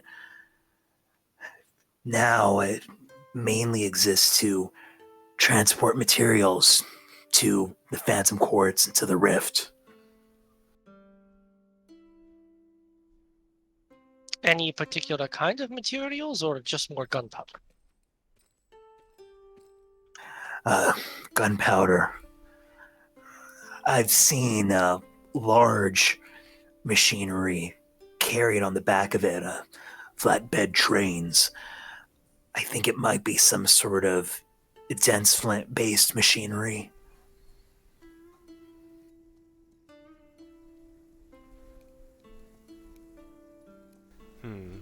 That sounds like the kind of thing they would have got from Haranu originally. From Haranu? Oh no, dense flints. Well, this place once played home to some of the most refined dense flints in all of the Wushankos. There's a time when I actually worked in that industry. Not an engineer, strictly QA, but well, I'm not in that anymore. Hmm.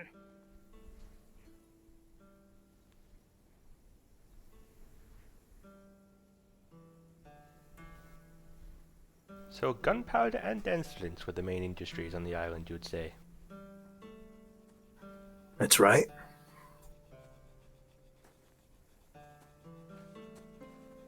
But only gunpowder is, well, still relevant in this new Hanto.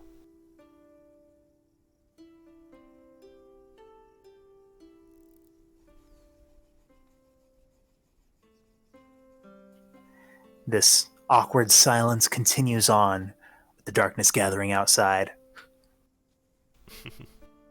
I forget. Did they tell us when this all started to go south? 'Cause this place wasn't always this shit, right? That's right. You asked them about that, and you gather that it happened around 2.5 years ago. Oh, that recent. What a timetable. Pretty sure that's about the time that shit started with our group too. Slightly. Coincidence? I think not. Ah, the strange threads of fate. Palladius. Damn it. Natrix! This seems like some sort of malign. No, never mind. So, as the family tucks into their meal, they've probably shown you an area of the house. The house is actually fairly big, even if it's fairly empty. There's not a lot of furniture and definitely no decorations. It's kind of an area that you guys can use for yourselves. It's more room than the three of them need. What are you guys up to? Try not to crush this house because apparently I realized I'm 300 pounds. Hopefully they don't have a basement. I think Jutsu is kind of just fiddling around with some cards at the moment. Musoka wants to try some. Wait, hold on. Do I have spell slots for this? Yes, I do. Musoka wants to try something with Peyton. To try to like heal his lungs a little bit. All right. So, okay. This might could be be bullshit, great so stop me. or horrible. Yes, this might be big brain. Stop me if it's a little weird, but I imagine, since there's currently like a lot of, ash in his lungs and like debris, I was thinking that I can, like, cast water breathing on him, and let him like breathe into like a gas mask of like water, and maybe the water will like help try to like get the ash out of his system. Interesting. That's actually very cool. Yeah? Yeah, like basically wash his lungs. And like obviously then I would like take the bowl away, like dispel it, and then flush out his lungs. Can I try that? Sure, yeah. Okay. Yeah, I think she would like walk over to Peyton and say, hey, I think I have a little remedy for your lungs there. Come over here.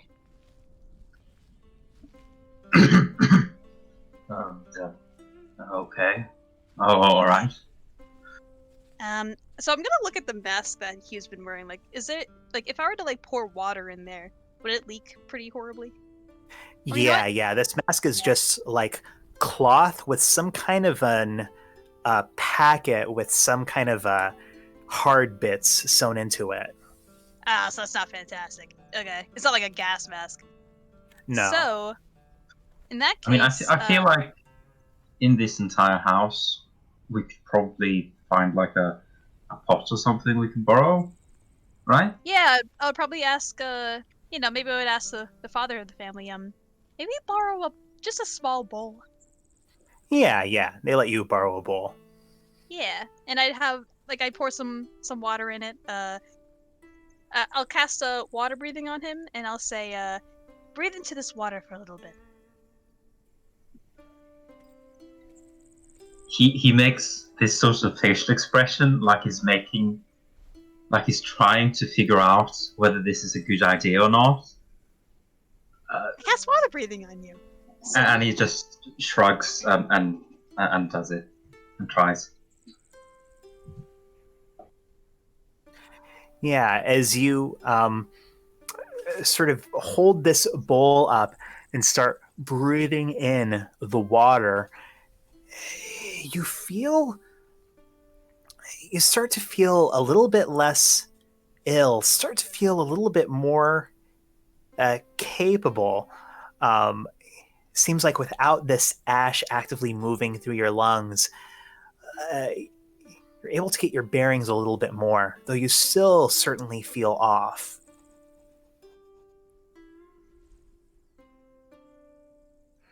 And Okay. yeah, after a while, I Does, think. does it look like terrible when I regurgitate the water again? Like it's no, and let's not go there anyway. That's just is the water covered black now, basically? Oh God. Oh yeah, it does not look good. Ew.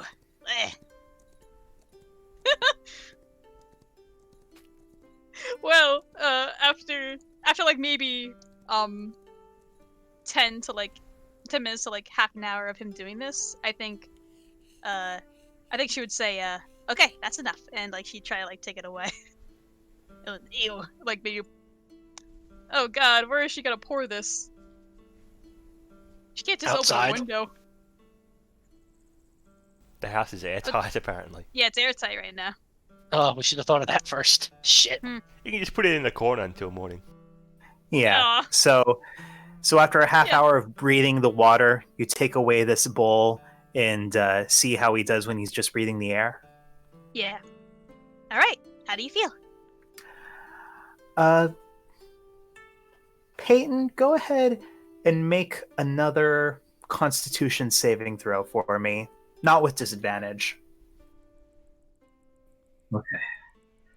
I just had a big brain play. If you roll bad, you're suck.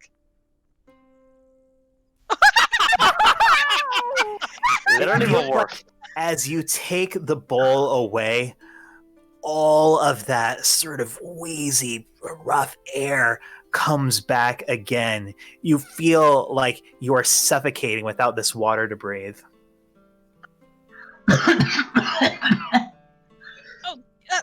Sorry. I dispel it as fast as I can. Wait, you dispel the water breathing? Yeah, because it's away from No, myself. no, don't do Okay, that. you dispel the water breathing, and Wait. Peyton, if anything, you just feel worse. Dreamer, Gramps, what's going on in here? Trying to heal his lungs. What happened?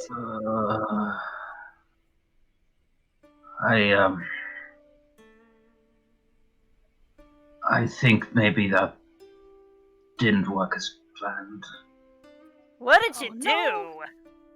Well, I cast a water breathing spell on him and had him breathe some water for a while.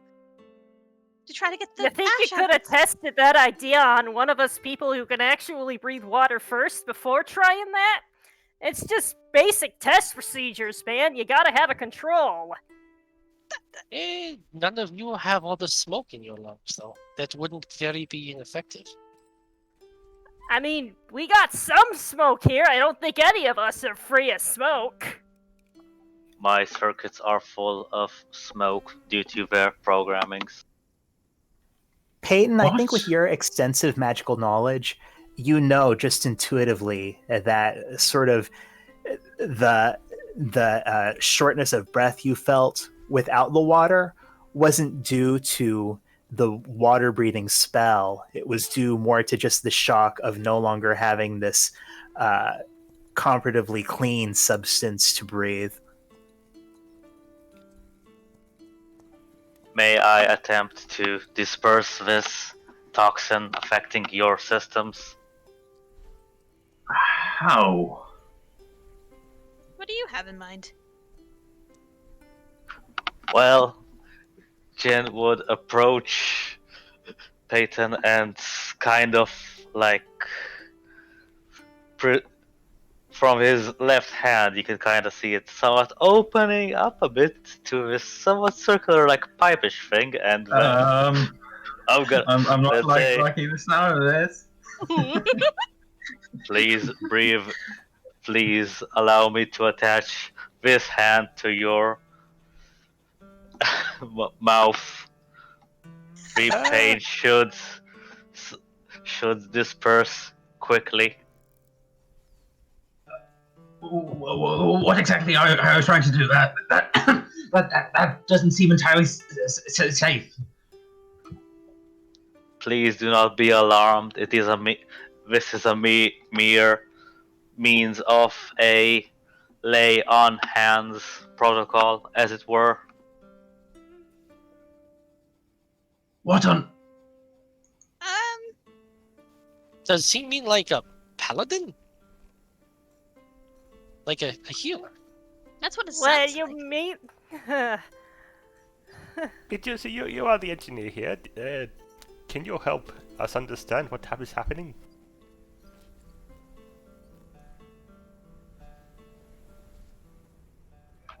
If it eases you, you may just go with the easier route. And Kind of what's the that? well, he kind of, the whole handhold kind of covers up and says, I may need to.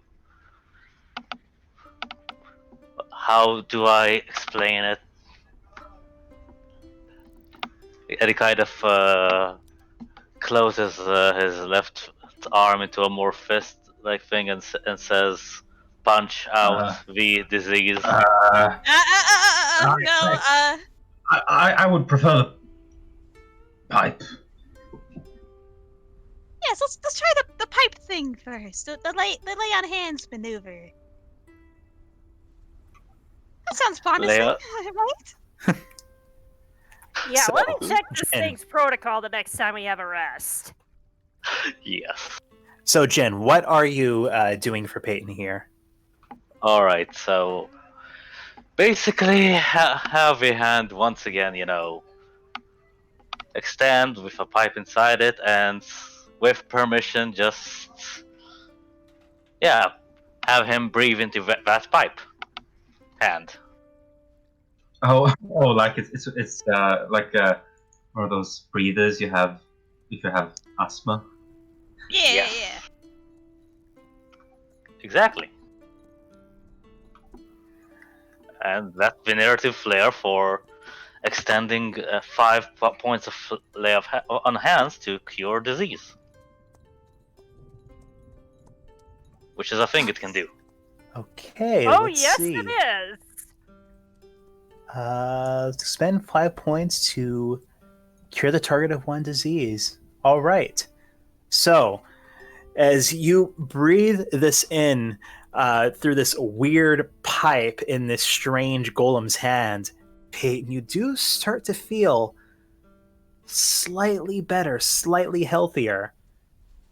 And so, you no longer have a disadvantage on dexterity, strength, and constitution saves, or a disadvantage on saves against charms. You are back to 3rd level, where you have disadvantage on all skill checks and half speed.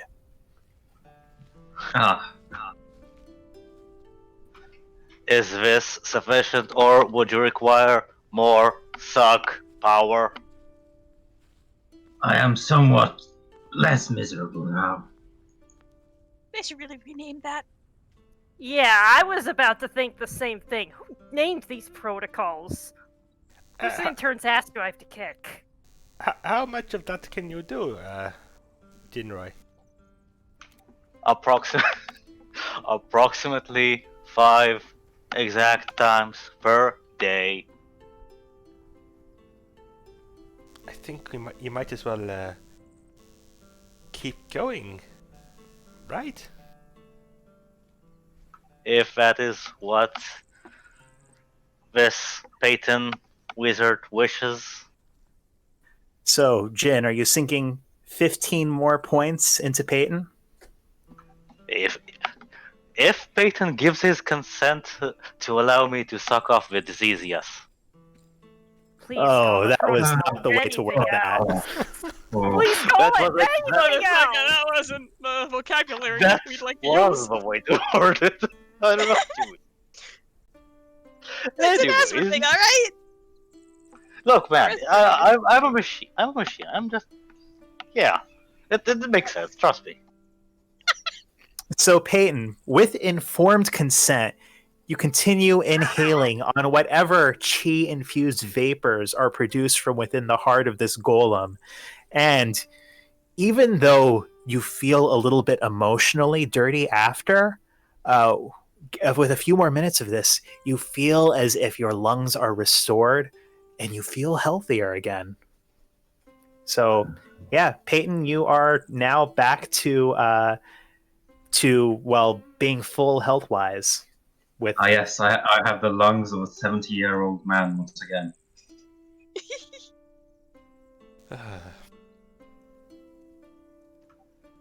There is still one more usage of suck available for whoever wishes it. Okay, Bijutsu is going to go and find whatever thing is in his database that makes us name it that protocol so that she can name it something else. Anything else. Wait. Keep it that way. Why? But Senpai, why? Because it's hilarious. Still That want is to kick true. that intern's ass. I believe, wasn't the person who made him not an intern, he was, like your lead engineer or your best engineer? Yes, Tonlei would be the one who named the protocols. Stone. As a matter of Clearly, I fact, need to advance in rank and then kick his ass. as a matter of fact, this protocol was named by another engineer by the name of Show. Of Son of course. a bitch! Oh, god damn it. Right, does anyone want to, suck on the golem once more? I'll use my method. Thank you. I'll use my own water breathing method. I don't need to. I'm not even gonna say the word. She walks I away. thought you Yeah, said I you, can do the water breathing thing too. thought you said you ran out of spell slots. Did I? Hold on. I did. Haha, never mind. Well, no, I mean I could breathe water anyways. Alright, By yeah, myself. that's right. I just like the idea now that even though, he has a perfectly good healing ability, we're all just really awkward to use it. Disgusted by it. yeah, Fukuro don't this care. base revulsion. You see this tube extend from his hand. Wait, did you say Fukuri doesn't care? Dude, Fukuro don't give a shit. But he doesn't need the healing right now. Healing is healing. It's just recreational for him. Look, none of y'all had to watch Logi rub human innards on himself to cast magic. I've seen some shit. Yeah, true. So as this is going on, Musoka, you think you hear this glass-like chime, this regular ding, ding, but no one else around you seems to be responding to it, seems to be able to hear it. You realize after a second that it seems to be coming from that shell. Mm-hmm. I think Musoka says, I'm gonna go over here and breathe in some water for a little bit. I'll be right back. And she'll You just gotta do that. Yep, she's gonna walk into a different room. Is there anywhere that's like, the other family members aren't? Like somewhere where she could just like be alone. Yeah, it's kind of like there's a bit of a central pillar to this, and there are stairs. There is a second level, but the bottom floor is mainly sort of kind of one big room that just using the natural geometry and space you spread out in. But you could go onto the second floor. It doesn't seem like there's anyone up there. All right. She would then, go on the second floor, and she's just gonna pull out the conch shell and say, "Yume?" Greetings. We've kept you abreast of our own investigations. We know you are on a mission of high security.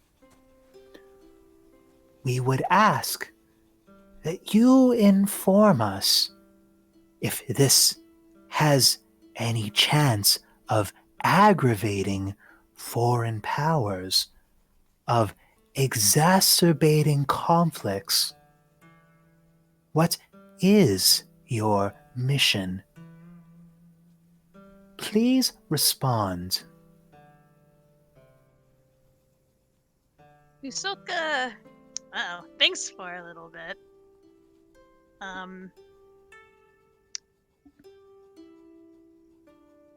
Yeah, alright. Okay, yeah. I'll remind you, you've got 50 words for this.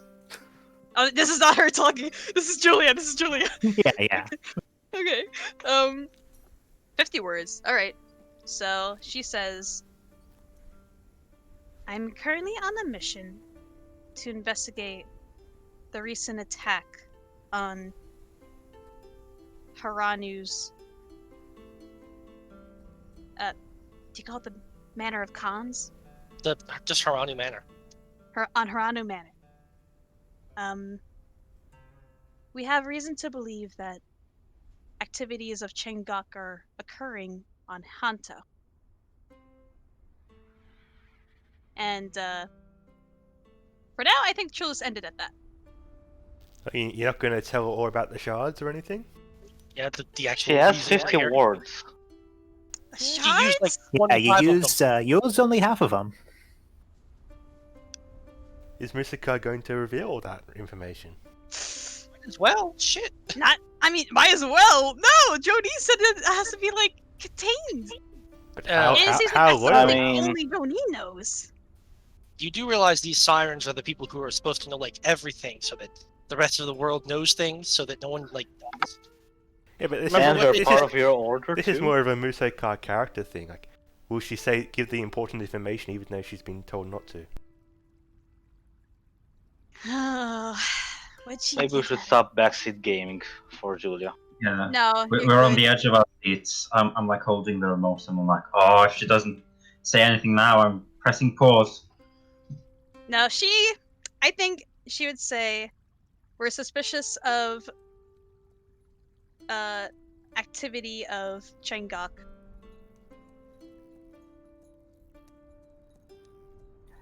And as your message... Oh, is there more? I would say that's it for now. For now.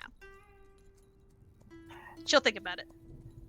And then it feels like you hear that glassy chime again. As you hold up the conch and hear her voice. Do you know anything more specific on Changok's activities? Will they intersect with the court on Hanto?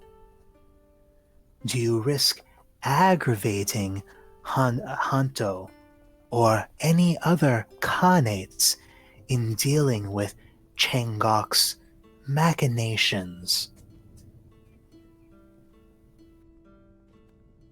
I actually have to think about that. I'm trying to think of a... Hold on, let me look at my notes. Is technically yes, because if we will have to interfere if Changok tries to go after their shard, which Osu has, I guess. But Changok is also going to aggravate it whether we stop him. If we don't stop him, so Yeah. Yes. Ooh. Okay. I think. Oh. Yeah. Cause wait. What? No, I was going to say something, but it's probably best if don't backseat game. Okay. I think Usoka would say. Well, whatever the Khanate of this island, or I'm sorry, let me rephrase that. The Khanate of this island certainly doesn't seem to be working with Chengok. Therefore, if you don't stop his activity, it does seem like Chengok will, well, disrupt the island heavily.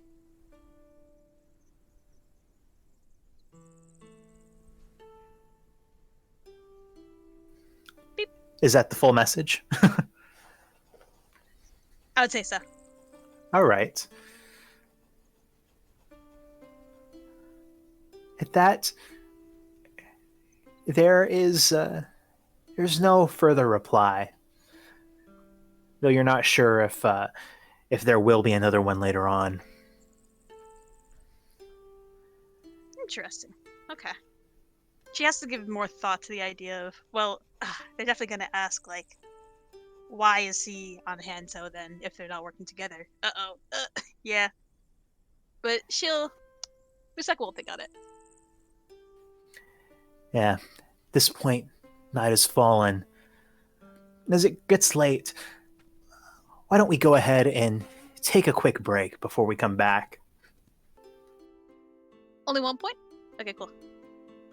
Alright, so I would like the last message to be, instead of that, saying Chengok is searching for a source of power, possibly setting up for another attack. What that power is, we don't know. We'll keep you updated as I explore Hanto. Also, do you know what's happening on Hanto? All right. I'll say that there's still a delay in the response, but yeah. At this point, you guys have all regrouped. It seems like the mother and daughter, Tori and Koya, have gone upstairs, and you see the men come down with this large bundle of what looks like old kimonos, maybe a few sort of patchwork blankets. And he says, Sorry, I don't actually have futons for all of you, but there are a lot of clothes in the neighborhood that, frankly, no one else has any use for now. Figured you could maybe assemble something out of this, make yourselves a little bit more comfortable. I know it's not much, but better than sleeping outside. I've slept on the floor before. I can do it again. But that's incredibly generous of you. Are you sure? Oh, of course. We wouldn't be using these anyways. You know, it occurs to me that I never properly introduced myself. My name is Sanjo. I know Kurufu already, but what about the rest of you? Well, my name is Musoka. I'm Musoka. Bijutsu.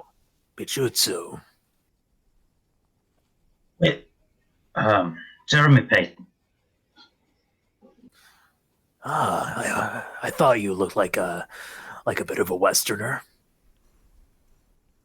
And, I am Shiroku. Oh, good. So, now that we've all been properly introduced, why don't we go ahead and cut the bullshit?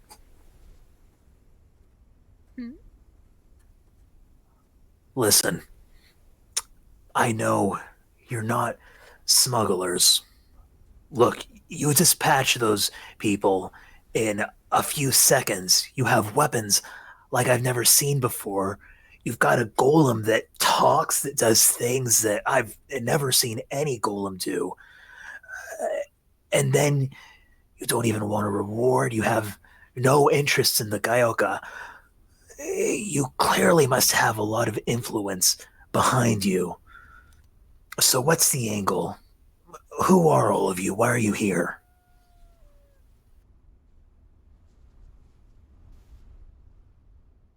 I think Fukuro kind of looks towards Shiruku. Just like, Fukuyo, you're always looking at me like that. you're the one who has skills with talking. I suppose. Yes, well, you appear to be very perceptive. Well, I suppose there's no point pretending to still be smugglers. What you said is quite true. Smugglers wouldn't just leave valuable cargo like that. As to who we are, well... Yes, we do have influence behind us. But our exact mission is... Well, it is complicated. As you see, the world beyond Hanto, it is... Well, as much as Hanto tries to hide itself away, the world doesn't... The world beyond keeps moving. And not everyone out there has the most best of interests. Well, for us or for Hanto. So there is someone, a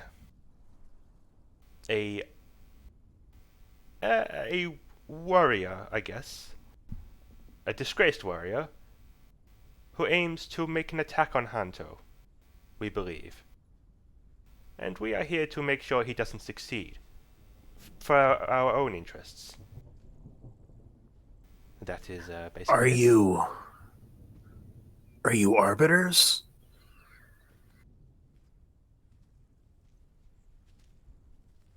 Out of character, do you think we should just say we're Vanguard? Like, what do you think his opinion of Haranu is? I don't care. Well, if I'm we can definitely tell him. If we try to tell him that we're arbiters, eventually we're gonna fuck up and reveal that we're not. Mm. Don't tell a lie that we can't back up. Should I just say Arbiters is close enough? Arbiters is pretty close, but not exactly correct. Yes, Arbiters is close enough. We have worked with Arbiters in the past, that is true. We fulfill a similar role.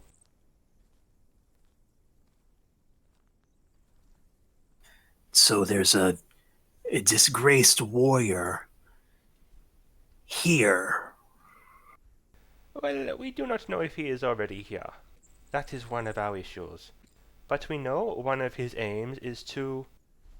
Well, as far as we know, his aim is to attack the Grey Dama herself, and to steal an item of importance off of her. Now, I don't know your opinion of the Grey Dama. Well, regardless of your opinion of the Grey Dama or whatever, this is unlikely to go well for anyone on the island or off of it. Which is why we want to stop him. Yeah, regardless of my opinion on the Grey Dama, frankly, I'm not sure my opinion matters. It's a complicated issue. Everything has gone to hell here, but, well, can't help but think that things might be worse without her.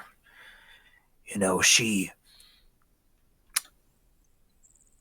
revived everyone, and I don't know what it is, what it's like in their shoes, if it's really the same or if they're just puppets. You know, there are some people who take that choice actively, who instead of contending with all of the smugglers or the harvesters who want to take pieces of their brain, or the people who are charging them, starving them.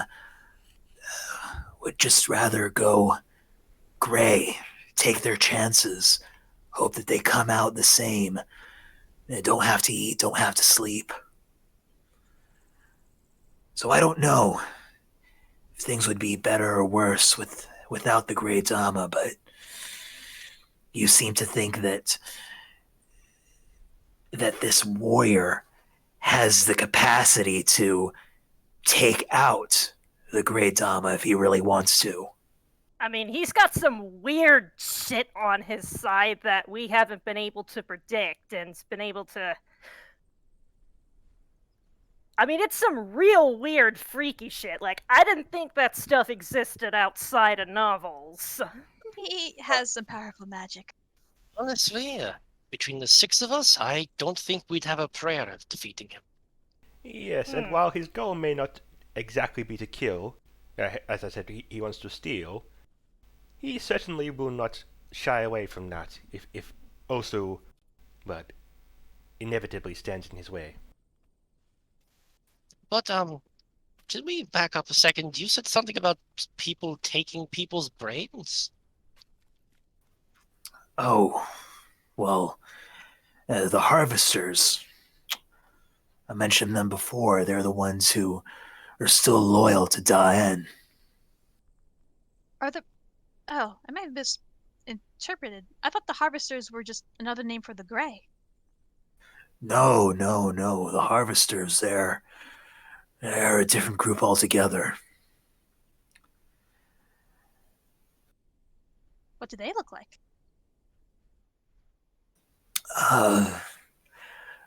Most of them, they wear these masks made of driftwood. It gives me this shudder. Maybe it's more because of what they do. What'll really alert you to them, though, is they have these things, these zeppelins, small ones, though, balloons that are powered by hot air and gunpowder, and that they sort of hover on. They have this way of guiding them, like a board on water. Huh. So when they've decided that they're coming after you, that there's no outrunning them.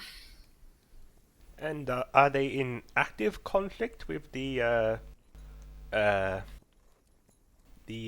what was it, the observers? Oh, they're in conflict with everyone. But frankly, the observers don't care much about the living, as long as they're not leaking the island's secrets.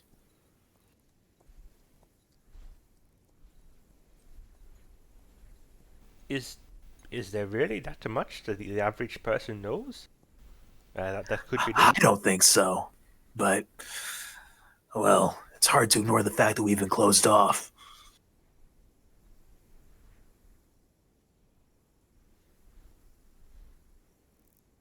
Well, whatever it is, they sure are going to a lot of effort to hide themselves.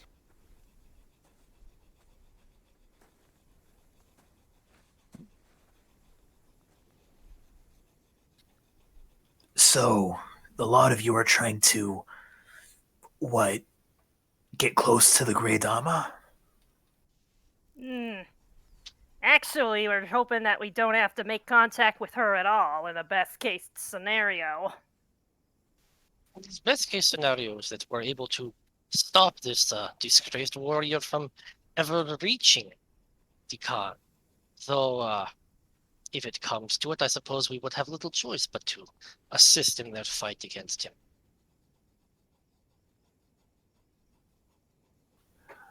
Well, I suppose if you manage to make landfall, maybe this isn't telling you much, but there aren't a lot of ways onto the island.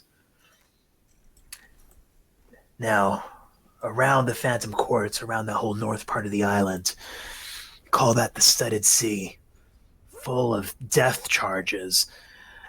Diane was paranoid. Extremely paranoid. I mean, The thing is, we were partially cut off even before the catastrophe. Oh, it was hard to get any info on or off the island, but if you really wanted to and really needed to, there are ways. Not like it is now. Then to the south, well, it's full of rocks, shipwrecks, submerged reefs.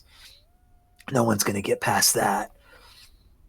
And then directly to the north, well, that's where the cinder fan lets out, so we're full of nothing but lava, earthquakes, steam. Oh, yes, that hell. Yeah, we're not going that way. We're not doing that again. East side of the island, well, if anything, that's where they have the most scrutiny. You've got the stacks, and that's, well, I think that's core to what the observers are doing now. If someone's gonna come through here, probably either gonna come through Ring Grove or maybe even try to come through the Powder Cove, maybe even via smugglers.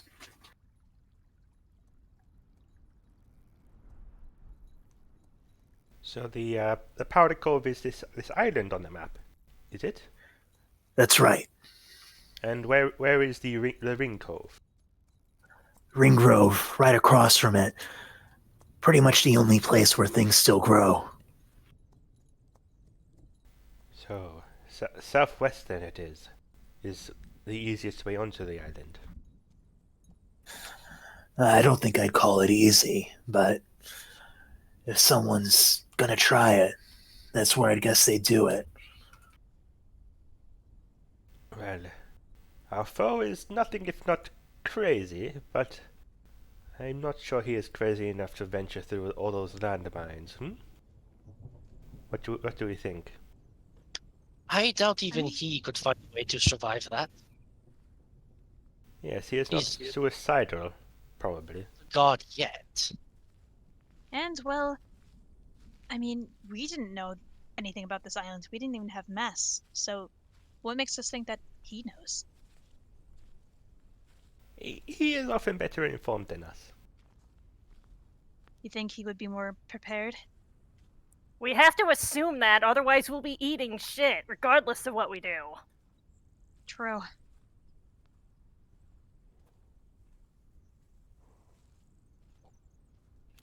Well.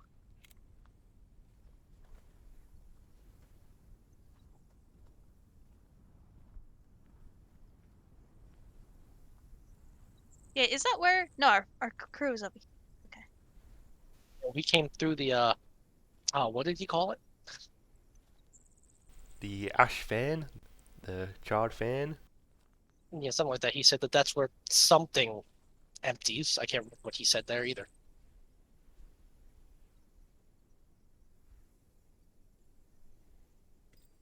Yeah, to the north, that's the cinder fan. All a lot of volcanic activity, a lot of earthquakes, real nasty scene. And to the east, those are the stacks, are they? That's right. Gunpowder factories. I see. I guess we're just showing him the map at this point, aren't we? Yeah, I'm assuming. What do these cracks in the earth down to the south represent? That's the Cleft Flats. Yeah, if there's any place on the island more inhospitable than the Cinder Fan, it's going to be there. Oh, what is wrong with that place? Well, besides the fact that the Earth is completely rent, you've got magmatic earthquakes. It's full of these boiling sulfur pools, brimstone building in these great deposits on either side. You know, even in the dead of winter, it's blazing hot. And, well, at any time, one of the rock buildups, salt buildups, can burst, scald you to death. Yeah, no one ventures across that on their own. There are places on the edges of it where they'll harvest the brimstone for the gunpowder factories, but no, I mean that's part of the reason why they built the shoreliner, as I understand it.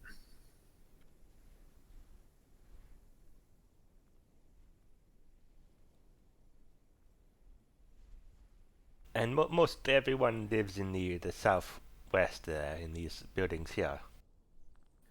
That's right, the Ashen Pale. What about this small settlement on the very south of the island? Oh, what do you mean over here? Yes, that is what I mean, sorry. Yes, it's the Matchbanks. Uh, Mainly a lot of dunes there, but amid the rockier area is traditionally where most of the dense flint manufacturers were headquartered. It was always sort of a gray industry. You know, most of their profit would come in through smugglers. But now, well, I think the observers have put a much closer eye on it. Maybe some of the smaller groups can still make bank with the smugglers, but well, actually, that's where I plan on taking the Gaioka.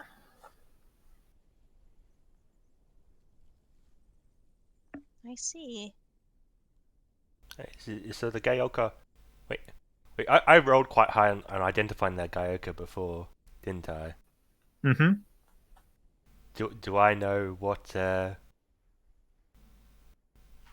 it might be used in in dense flint related production? Or just No.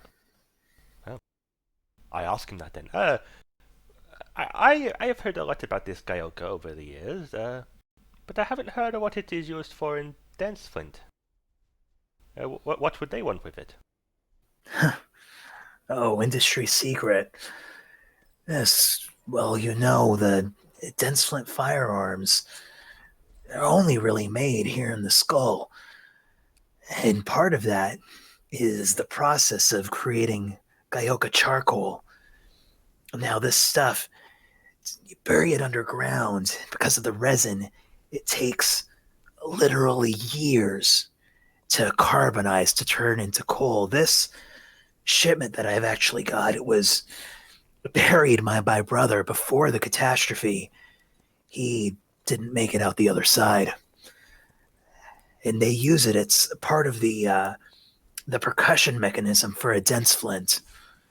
Again, as I said, I'm not an engineer. I was only in QA, but you can't create a proper dense flint without it. So they'll pay top dollar. Hopefully. I would have taken it to Ibanaju. Ibanaju Armaments was the largest, would have paid the best. Maybe they still pay the best, but I think they're also the one with the most observer scrutiny. Probably take it to one of the smaller companies, get a little bit less cash, but, well, don't run any risks.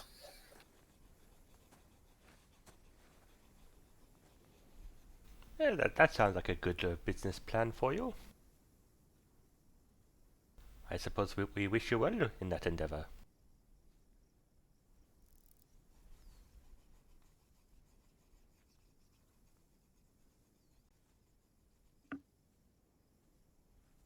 Should we look to everyone else Interesting. if they're going to have any input?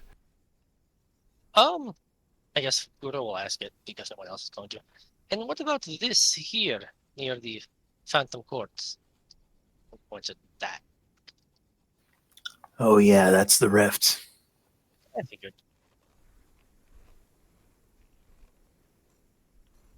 How Interesting. long is it from here to there? From here to there? Just making a rough estimate, I'd say about 6 miles, just off the top of my head. Nothing to base that on. How long does traveling 6 miles take, guys? That's like, well, we could get there in a day, yeah? I mean, Oh yeah, Yeah. absolutely. it's only slightly further than like what we came from the ship. I have a quick question. So these are the tr- the train tracks, correct? These That's correct. Okay. Would you suggest steering clear from those? I guess that depends on what you're doing. I mean, I might not recommend walking on the tracks. There are a few stations. The stations always have a lot of observers, but the train itself moves very quickly. And I mean, if anything, most of the track is raised. If you're walking under the track, you might end up being in the best spot not to be spotted, at least from the train. Huh. Intriguing. Because I mean, we might run into more gray if we continue to walk in the woods itself. Yes, are the woods? Are charcoal collectors very common through the woods to the west? Oh, yes, I mean, gunpowder and dense flint, they always need charcoal, and well, pretty much the entirety of the dead forest has become charcoal now, so the gray that are maybe have a less of their original minds can't do factory work. A lot of them are just sent in to gather branches, ship them on east.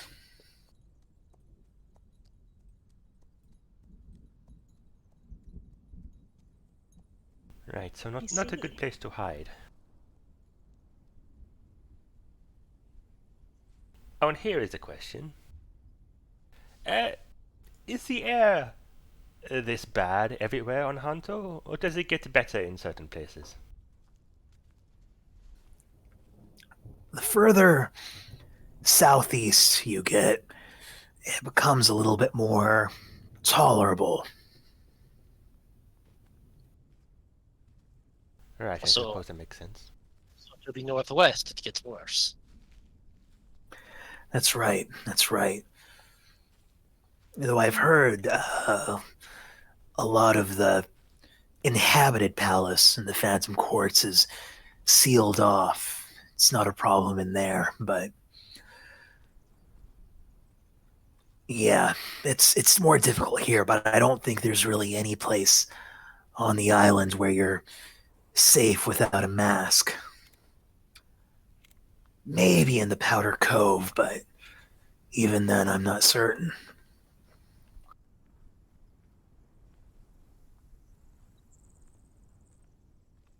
So, Would you say? No, go on. no, you go. I've been speaking a lot. You go. Yeah. Okay. So would you say? Well, here's a question. Did you get those masks from the Ashen Pale?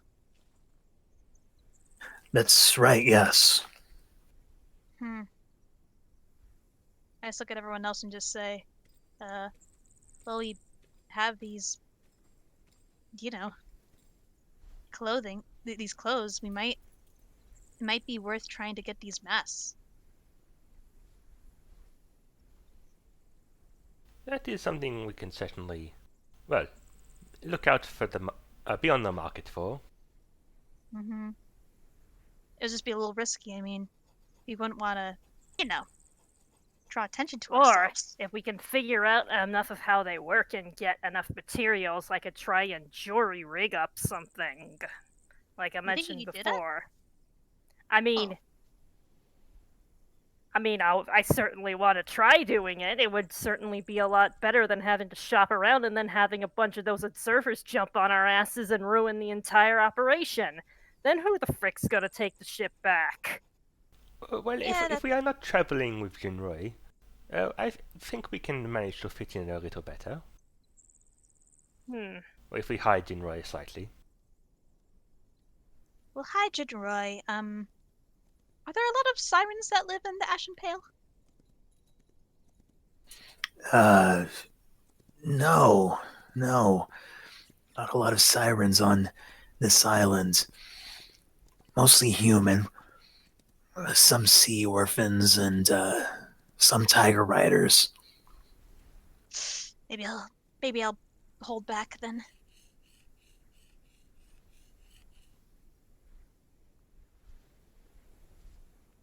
But I mean, But Bijutsu making masks is definitely plan A. yeah, we can buy them if they're not too expensive. Yeah. Do you think that we will fit in? Well, do you think we could make the effort to fit in among the people of the Southwest? To be honest, if you're in the Ashen Pale, I don't think most people will care whether you fit in or not. I think what they'll care about is whether they can grift you out of whatever chimes you've got in your pocket. Oh, that sounds so familiar to me. Yeah, no shit. I guess that's our kind of environment then. You grow up in shit, you learn how to deal with shit. Same story.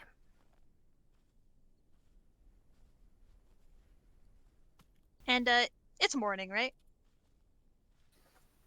Oh no, I'm assuming this is like at the end of the evening. You know, he's brought you all okay. these Never mind. all of these things to sleep in. Okay. Yeah. No, I was just wondering. Never mind. Well, you're certainly a lot more prepared than we were before. Yeah. Thank Yeah, you so much obviously, for all of your Probably help. like 300% more information than anyone else has about this place. Absolutely. And well, Man, our foe is probably coming from the Southwest, if anywhere.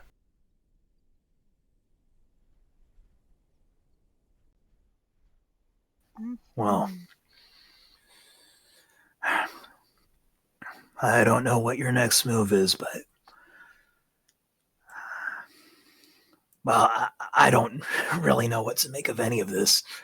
It's not how I expected this day to go, but I am grateful that you happened to come across me and my family when you did. I'll leave you to it. I'm gonna get back to them now. hey, I know if anyone tried to mug my baby bro, I'd kick their ass straight into the ocean. Yes, and honestly, this information we're gathering from you is more than beneficial. Thank you so much. He gives you a nod, and heads upstairs, and everyone, you know, go ahead and mark down one of your rations. But yeah, it is now well into evening. As you all settle in, has anything else happen in the night or before you go to sleep? Well, I think I might be casting Dream tonight. I don't know if Musaka also wants to do it, but I did want to check on Lou the second, but you can go first. yeah, because I finally decided who I'm going to be talking to today. Harassing. Harassing? Yeah. Yeah. So yeah, so can I cast a Dream Rod?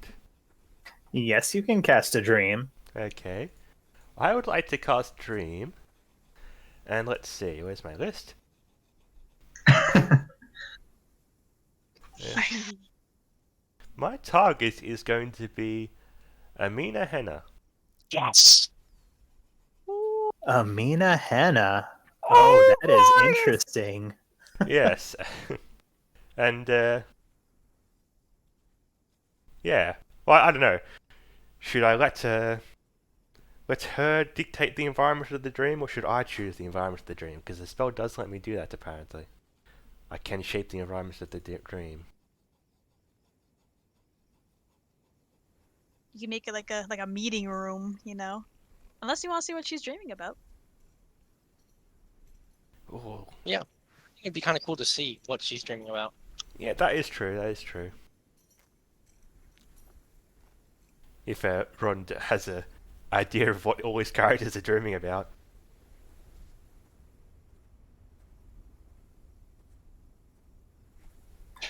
So, are you entering her dream or are you shaping a dream?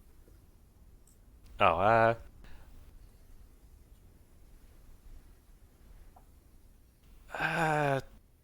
No, I want to shape her dream, I think. Okay, all right. So I want to frame it as, well, Truku has been to the Council of Khans. I want to be in that room where Shiruku is down, well, in the, as the audience, I guess. I don't know the official word. And she is up in one of the council stands, as it were. As if it's a official-looking council meeting. Ah, okay. All right. So you're going back to the Halls of Reckoning. Exactly. Let me see if I can find that somewhat unexpected tile. I'm sorry, but this is what you have to deal with when we have Dream. Yeah, just that's anything. true. I dig it. I am intrigued. I am very intrigued.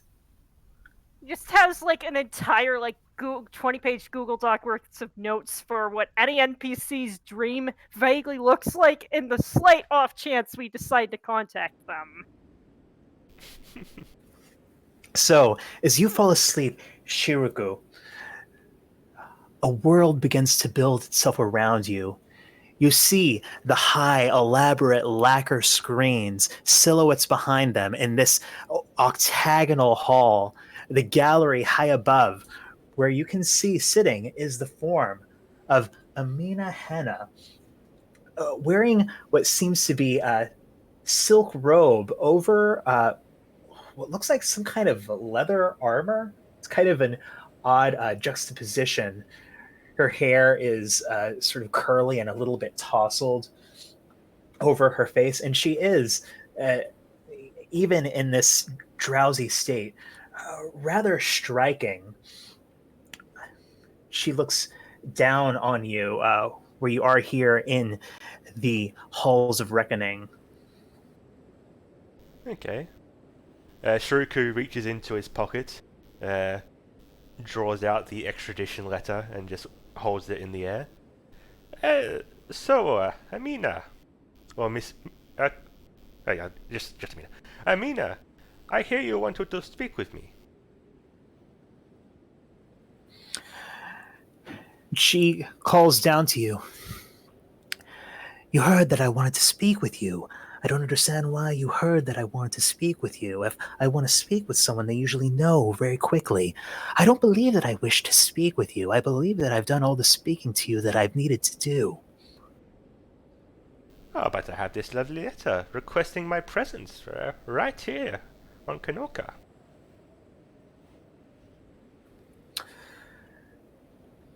She stands up and sort of just keeps going, that sort of floating that you get in a dream, before she settles down onto floor level with you.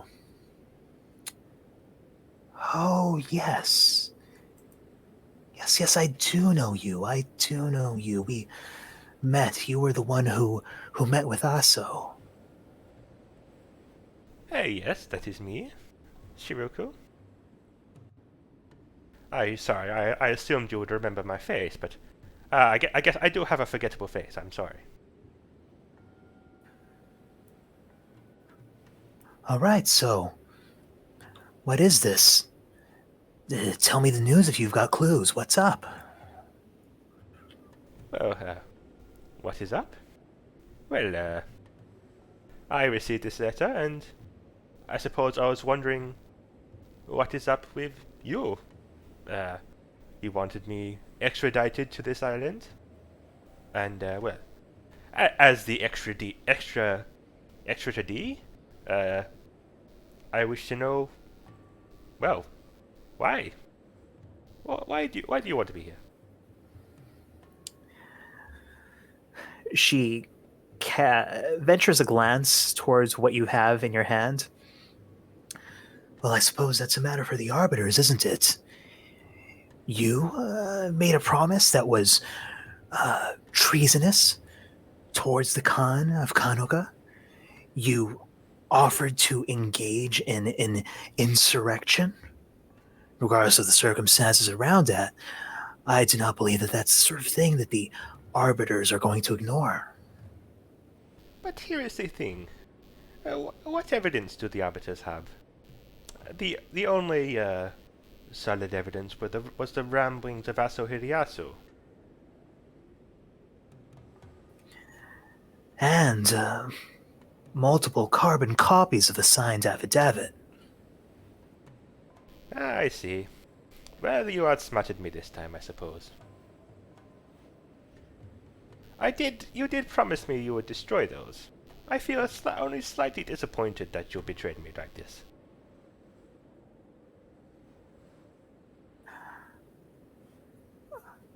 I think you must be misunderstanding or misremembering. Oh no, Listen, I it's... rewatched those sessions a few weeks ago. You definitely promised to destroy those for me. It's, Shiroko, was it? Yes. Alright, Shiroko. You understand. You're in a position of spying, of espionage, of wavering honor. And in a position like that, you will be put into situations where you are not exactly fully acquitted of your duties, of your consequences, where things can catch up with you, where you may be put into crosshairs for doing others' dirty work. I've been in your position. A lot closer to your position than maybe you realize. Understand this is nothing of ill will towards you. Nothing that I'm sure your Khan would not accept as well. Now, you clearly have some kind of a wildly misremembered memory of our previous meeting. And even if this were accurate, you understand by holding you accountable for the agreements you made, you ensure stability in two kingdoms. Ah, stability. Sometimes I think that is a bit overrated, but I get your point. I am not a child. I do understand the consequences of this line of work. But, well, it will be disappointing. I did rather like this name. Well, it is good to know that, you bear no personal ill will towards me, then. That is, good. So, there is one other issue. As you mentioned before, I do have news or so. And this is about the matter, well, that El Haranu is concerned about right now. The matter of Changok.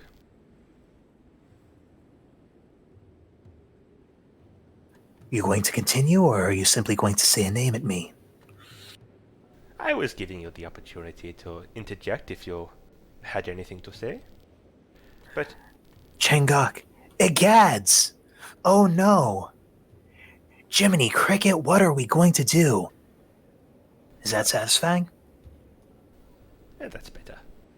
Apparently, in your case, you're going to be meeting with him soon, I heard.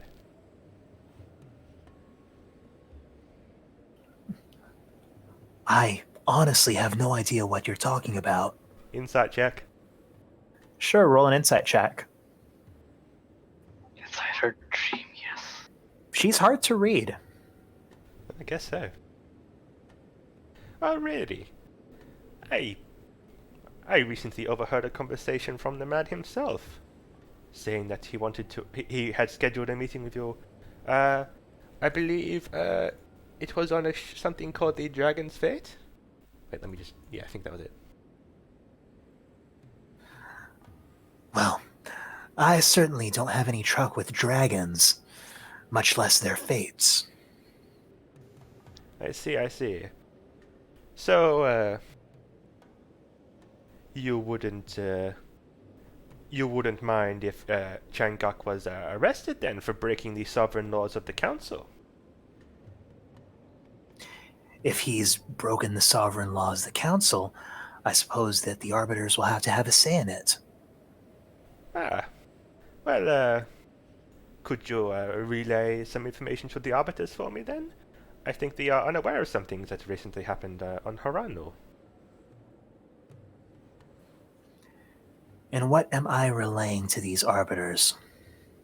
Well, as I'm sure you are very, very well aware, the Komoso are under the protection of the council, and it is a very, very grave crime to raise your hand against them, which makes it very, very odd to me that Changok would slaughter an entire, well, compound of them. That is a very serious charge. Do you have anything in the way of proof of this? Well, I can only show you my memories of the event, if you permit it. It is curious to me that you can leave such substantial proof of your engagement in a plot against Kanoka, but offer no proof of this conspiracy of Changok. Well, if you look around you, we are not on Harano right now. The evidence is on Harano. It is in the piles of bodies left in the Sakura Daira. We do not have something... This is not the West, where we have some sort of imp-in-a-box technology where we can take evidence like that across the sea. So this alleged attack, it occurred on Haranu.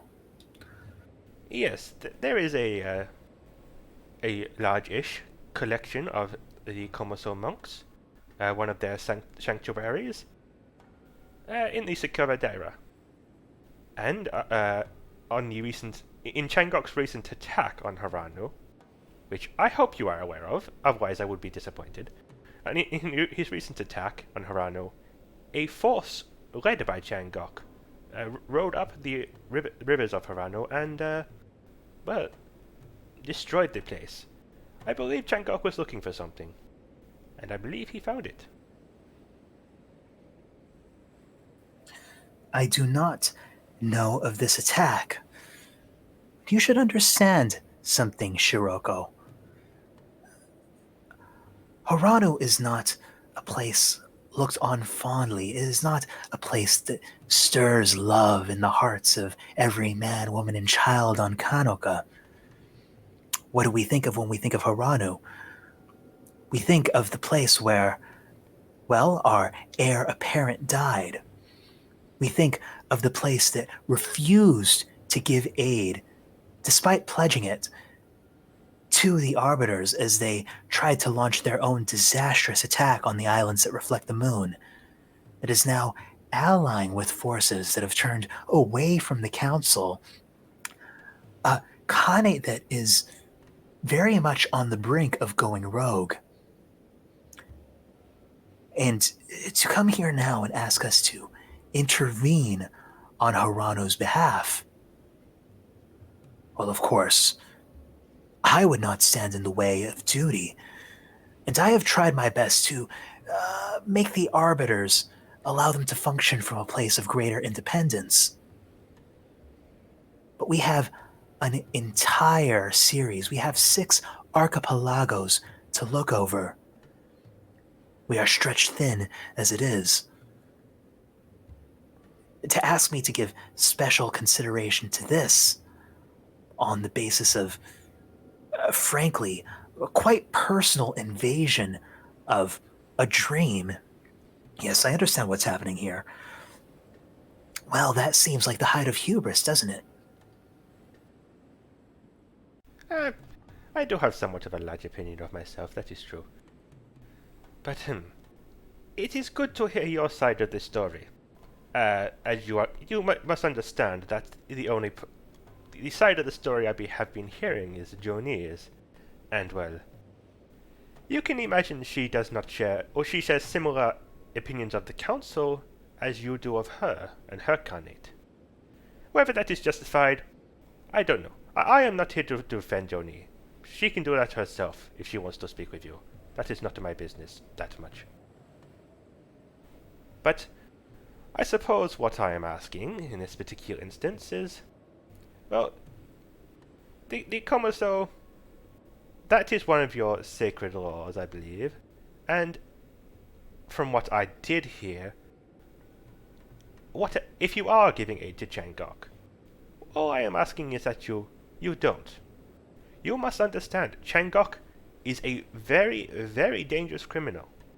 He is not the puppet of Cow anymore. Cow is a simple man.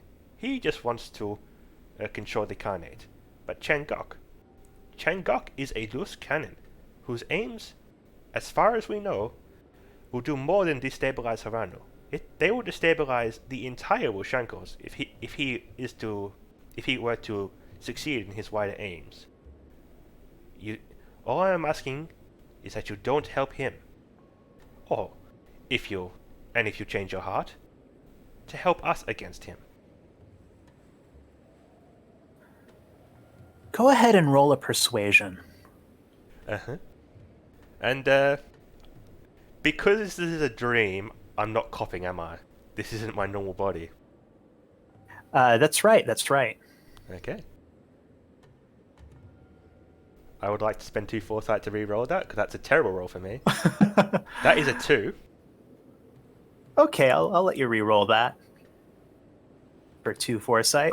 Jesus Christ. You did better literally just adding 6 to the roll from those 2 foresight with how shitty that roll was. Does anyone want to spare me a foresight? Because this is embarrassing. I'll send you foresight. Shuriku is meant to be the most persuasive bitch ever. And he... Jesus Christ.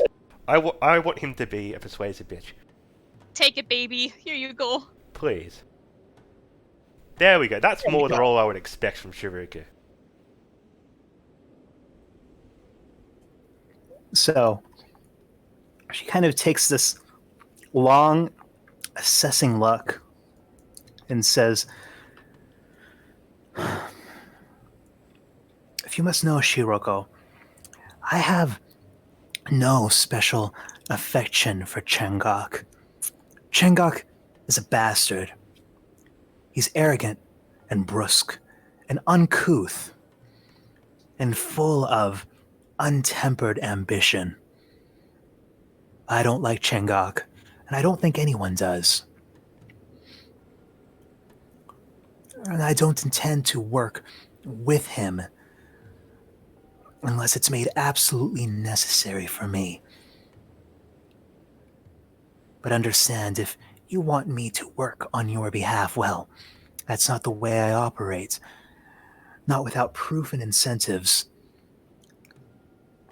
I'll give you the opportunity to provide those, but I don't think you can do much of either in a dream." You are very correct. I suggest you, well, if I may suggest something, you could you have spies on Haranu, I assume. I mean, I assume you are a professional. The evidence is there, and I am not there. So, just spend some of your resources to uncover the truth in the matter. In the physical world, not in a dream. But I can show you what I expect you to find. And, What do you expect me to find? I guess, can Shuriku shift the scene to just be the Komoso enclave, with the pile of bodies and burned buildings? Yeah. It's not really so much the scene shifting as that doorway that leads out into the courtyard of the Halls of Reckoning, suddenly seeming to grow wider and wider until you can see fully through it. Yeah, that scene that you witnessed only a few days before, the carnage, the Komosu Enclave. Now, of course, you have no reason to believe that this is nothing but the fabrication of my own mind. But, well, I can. That's why I suggest you back it up with real eyes. But I can promise you, if you trust me or not, that this is what I saw, not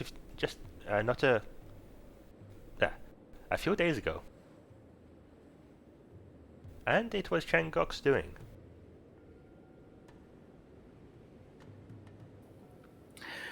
Her face is impassive as she looks at the scene of carnage. And then she starts floating up again.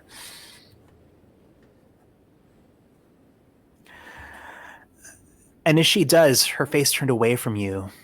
She sort of calls out to herself, to you. Give me something I can work with, Shiroko. You should know well that the affairs of Haranu are no longer my concern. Fine. What do you know of Changok's ultimate aim?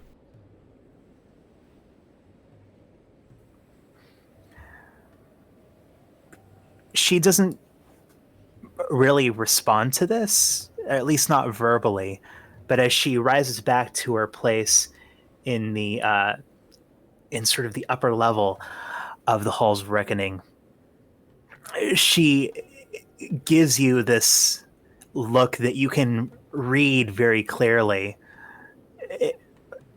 Almost bemusement or disappointment that you think she'd know anything about the ultimate aims of Changok. Well, she's the one claiming to be such an awesome spy or something. Well, I will share what I know. Changok is collecting what I can only describe as relics of occultism. As far as I know, there are 6 of these. He has acquired 3 so far. One he acquired from the hands of one Emiko Yi and Sarasa Wei. I think those are the right names. I always get them mixed up. On Kamishima, which they stole from the embassy of... Crap, which embassy was it? Ron, can you remind me? I'm sorry. Aloft Dagger. Aloft Dagger, sorry. I was getting mixed up between that and Renbo. They stole from the embassy of Aloft Dagger. Now, that was the second such item Changok acquired. The first, we believe, he dug up, dredged from the bottom of the sea. And the third, well, he took in his most recent attack. Now, as for the locations of the other 3, we know where one is, and we are planning to head off Changok's acquiral. I don't think it's a word, but acquiral of that item. The other 2, we do not know, and we believe he does not either.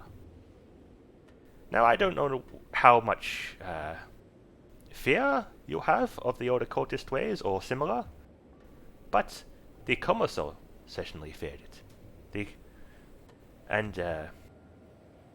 Well, from the what evidence we have, the occultist of Haranu feared it.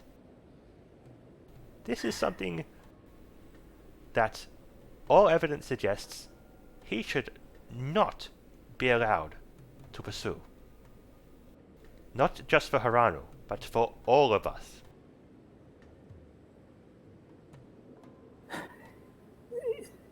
This is the big scheme? It's superstition, my dear. True power never came out of a blood bowl. Comes out of relationships, connections, information, dirt and compromat. Well, Changok certainly has plenty of those as well. Working with Cal, his connections are, well, very difficult to trace. He uses their organization uses many shell companies, bribes, all throughout your government and the Wushankos. But from what we know, Changok is using those to get this thing. Now, why do you deny such things? I am speaking to you in a dream, after all. You cannot deny that magic is a great influence on our world, and that occultism in particular is quite a nasty form of such magic. I've seen dream magic before. I've seen occultism. I've seen what they do on the weak-willed and weak-minded. Listen, you've given me fair warning about Changok. I appreciate that. I'm disinclined to trust Changok even at the best of times. And now I will be doubly wary of anything he might introduce. But as for something that I can really work with, understand something I can work with, I've not seen much. You've given me a few pointers. It sounds like you certainly believe a lot of what you're saying. But it doesn't sound to me like something that will be immediately relevant to Kanoka. This threat over all of the Wushankos. Well, that sounds a bit overplayed, doesn't it? Well, if you want something close to home that you can sink your teeth into, perhaps look at the Onyx Venture in the Hook district of your city. That is one of their major shell companies. The Onyx Venture. This seems to be like the first time that calculated detachment fades from her.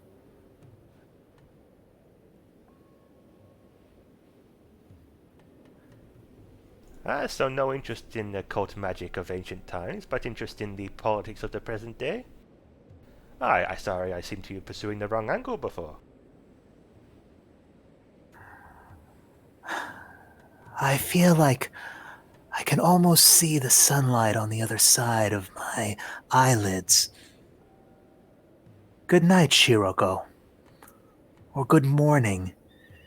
You can see a little bit of the roof of this tall octagonal tower seems to be fracturing, and this beam of sunlight breaking through. And another. Before you realize it, you are waking up back in that room. I can find where the tile is. Waking up back in that room with the memory of what you have just created scene with Amina already beginning to fade. Why are women so complicated?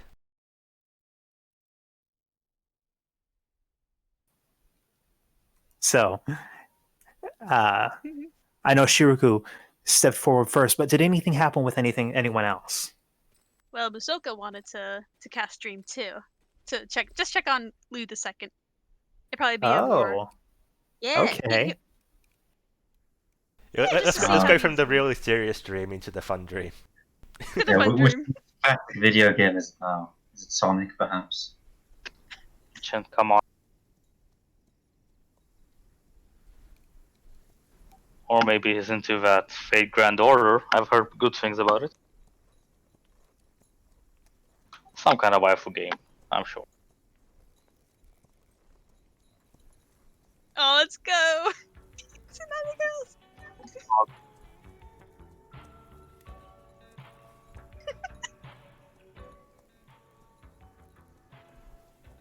Oh lordy.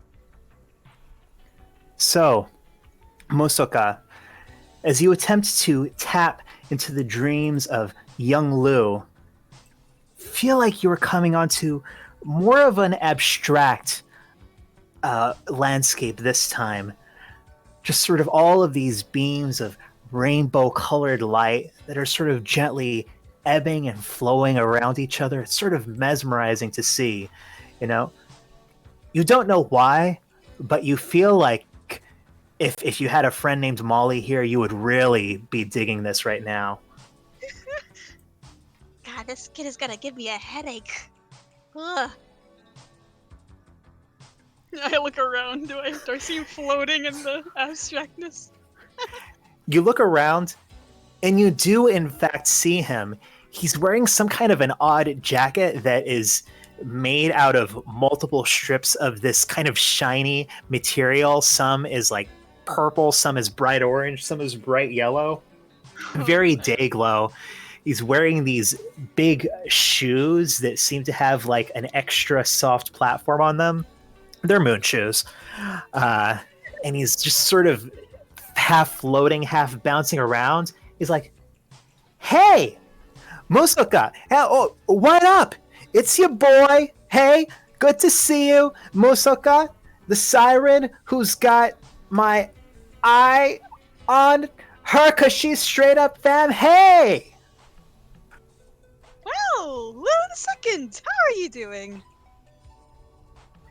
Yo, I hope that wasn't too cringe. It's just, yeah, I don't see a lot of people who are tight, who can be cool, No, I can absolutely be cool. I'm glad to see you're doing well. So, what's this landscape now? There's a lack of those strange chariots I saw earlier. Oh, just vibing. Just I see. This is my vibe right now. I've been trying to get really into vibes lately, and it's kind of hard to get into vibes when you're locked up, but I try to keep positive. Because, I mean, look, you only live once, right? And this is like my super cash version of YOLO swag. Is YOLO you only live once? Yeah. Okay, I was just making sure, because, well, I don't know the other word, but, well, either way, yeah, like I said from last night, I just wanted to check up on you and make sure that you were okay. I'm glad that you're vibing. Is this some kind of a meditation? Sure. I mean, honestly, most of the time I feel like I'm just in it for the lulz. And yeah, it's a great place to get away, because it feels like the waking world's got me shook. Honestly, I feel the same exact way. Hey Lou, have you ever heard of lucid dreaming? Lucid dreaming. Yeah, like you dream and you're dreaming. Yeah, that's... I feel like I usually don't know I'm dreaming, but then when I see you, it's like, oh, hey, it's Musoka, I'm dreaming. You're dreaming right now, exactly. And, well, you could do this without me entering. I can? Uh-huh. And, well, when you do, you can create any environment you want. Although it does take a little bit of practice. Oh, dude, that's lit. Man, just dream whatever I want when I want. Feels good, man. Okay, the trick is that you need some kind of a method of telling that you're living, that like you're in reality right now. So for example, did you know that in your dreams, it's hard for your mind to kind of make up hands? Because the hand's like a weird limb, right?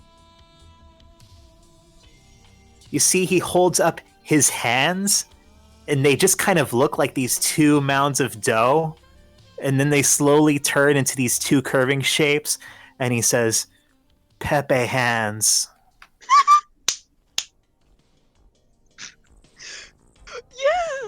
Yeah! See?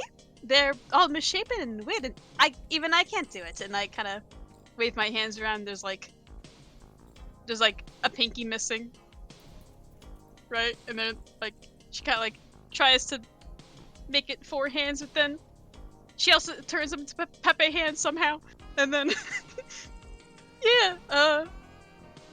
she says, even when you're awake, try your best to count your fingers, like, once every few hours.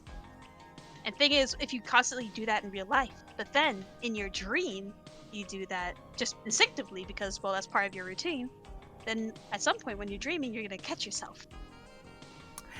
All right. Count the fingers. Hey, by the way, do sirens have the same amount of fingers as humans do? Yeah, we have 5. Why is that? Okay, tight. Just wondering. Yes, that's the secret. And, well, did anything happen today, by the way? Well, yeah. No, everything that happened today was actually, it felt pretty sketch.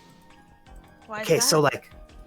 so the first thing that happens, so they drag me out of my cell, and I've got like a thing on my head so I can't see, right? Yeah. And then I feel this hand, like kind of a slimy hand on my neck, and they cast some kind of a spell on me. And then they push me in the water, and I'm all like, not like this, because I think I'm gonna drown, but I open my mouth, and I can breathe the water. Okay. And what happened And- then? Well, I think it was a siren. I know it was a siren, but for some reason I can't remember anything about him, but he sort of took my arm and was dragging me under the water, just down and down. And at one point, the thing on my head just fell off, because I guess we're going so fast. And then I see what looks like a giant shell or something. And it's got like things on its back. Looks almost like a building. They bring me up to that, and then I guess they notice because they put the bag back on my head. And so I'm in this other watery, I don't know, and then I feel this blast of heat. And I think, oh no, I'm gonna boil alive, I'm gonna burn up. But then it's gone. And it's all dry again. So you were in a building. Yeah. So it And it feels like we're moving. It's sort of like being on a ship, but different, right? Because it's like a ship, you feel like you move side to side and a little bit of bouncing. And this is like that, only more, and maybe a little bit less of a bounce. I don't know, like you're moving in all directions. I feel Masoka would have like seen at least 1 or 2 submarines like in her days of like being around the Vanguard, right? Like, she knows what a submarine is. Yeah. I don't think submarines are really very much of a thing. Okay. In that case, she probably wouldn't say that's a submarine, but But she'd probably does be she more know like, this has a piece of siren technology? Like, it sounds pretty siren-y, Do I? what's happening here. Yes, actually. Do I recognize like this building or something like that, or? Sure. Roll either an Arcana or a Nature check. Arcana or nature? A. Yes. So you kind of studied them in terms of their magical effects, just kind of by the nature of your cove and your upbringing. This giant shell, it sounds like some sort of a kami. It sounds like he had water breathing cast on him and then was dragged down towards some kind of a kami, and then what happened after that, well, I think is more up to your inference. Oh, so it might be the kami moving around. Right. Okay. And are you still there right now? No. Well, like after that, I felt like I was in there for hours, and then I feel the hand on my neck again, and it seems like the same whatever that happened to me, and then whoa, like just dragged right up through the water, but this time the water, it's like real cold, real cold.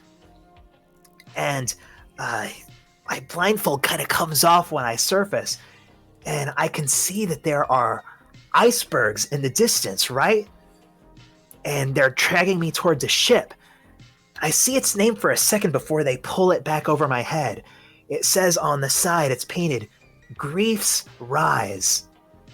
Then my Grief's bind me Rise. up again and they stick me in a room.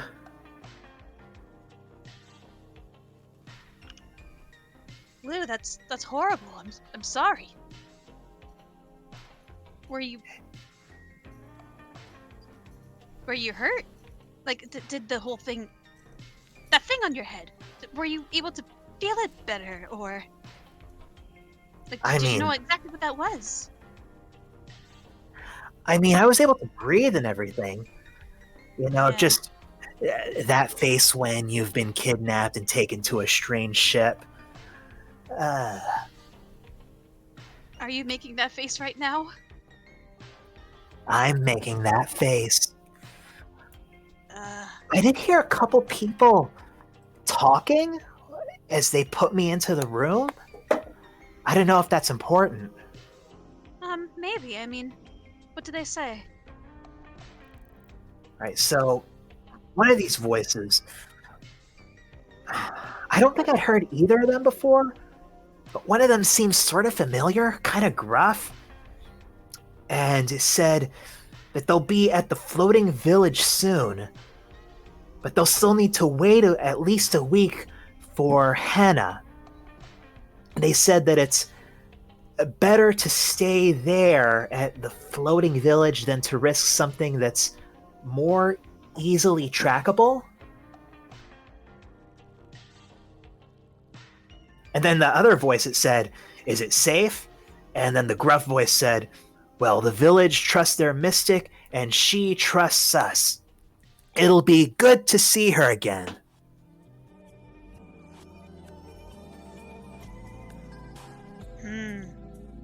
Okay. Yeah, Musoka's definitely like making little mental notes of this, and yeah. She says, well, did anything else happen?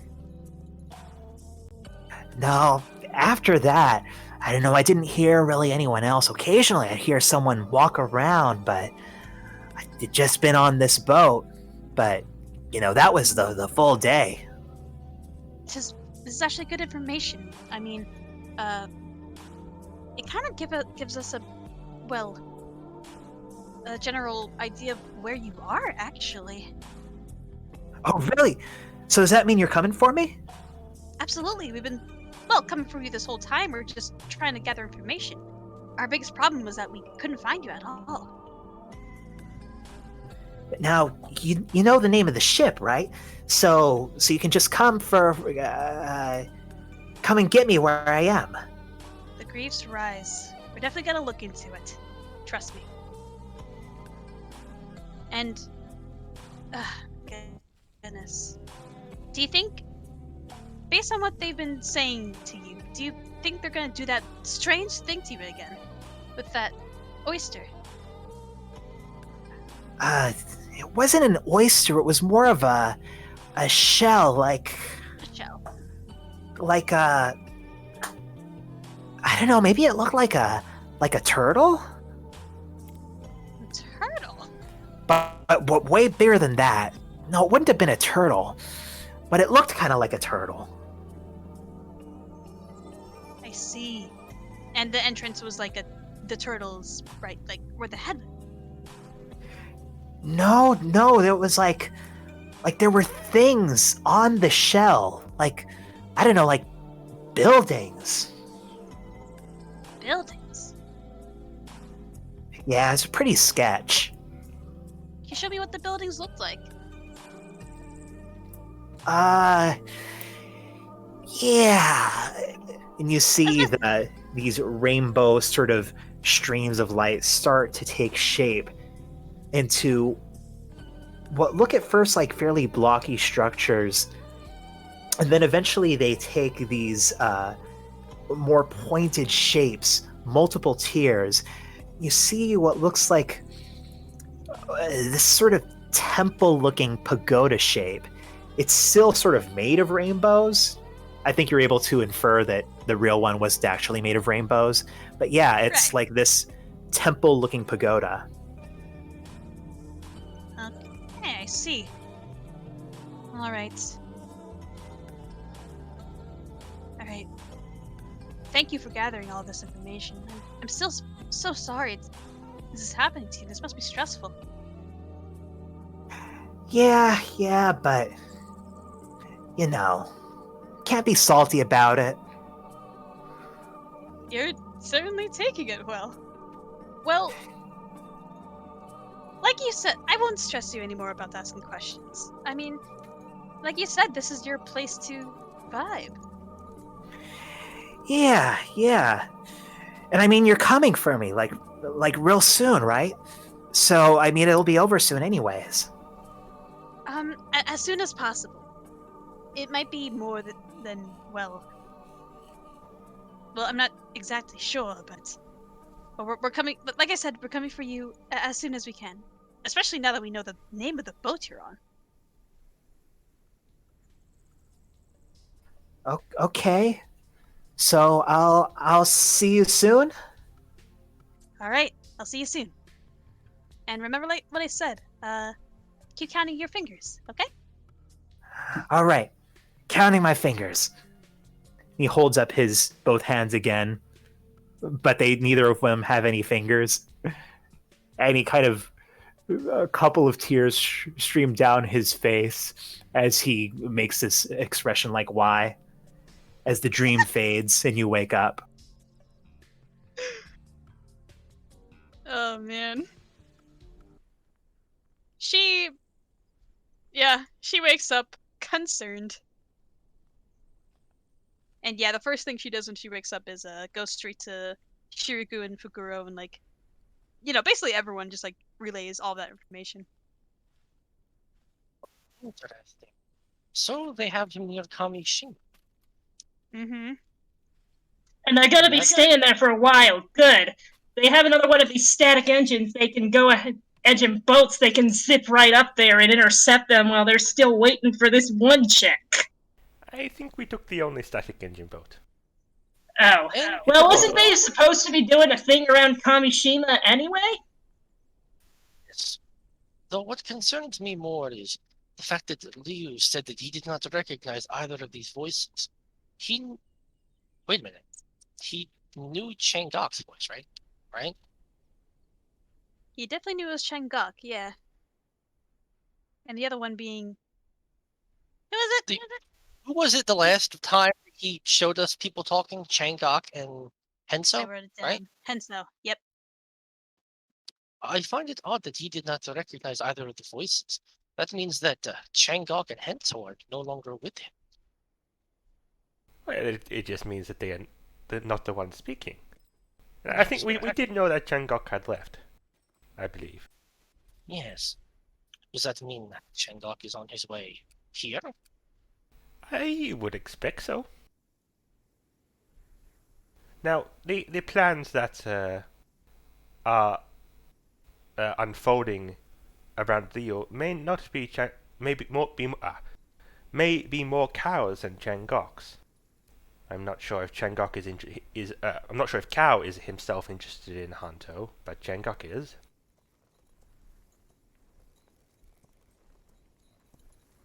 By the way, I had a nice conversation last night as well. Oh, really? Who'd you hit up?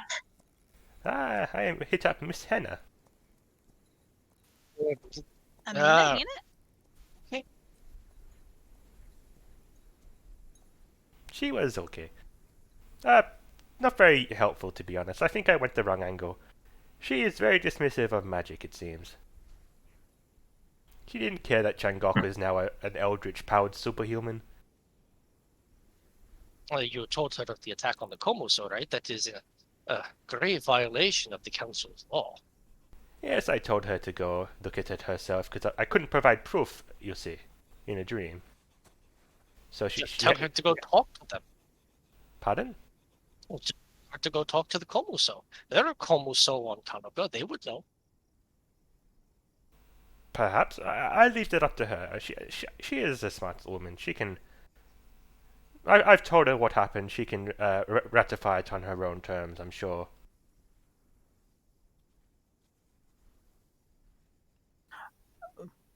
Musoka, once again, you feel like you hear that glassy chime. Okay. Give me 1 second. I'm just gonna, I have a bit of a headache from the dream.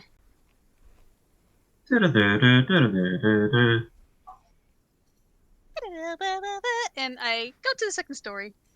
Just somewhere where I can be alone. Yeah. Musoka,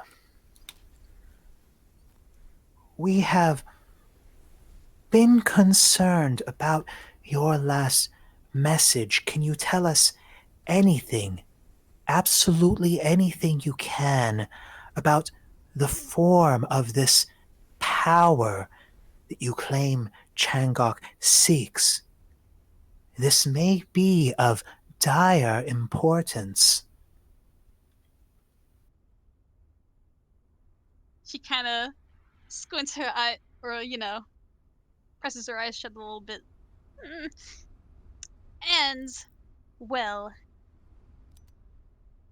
she says, I'm sure that whatever this power is, it's held by the current Khan of Hento, the Grey Dama.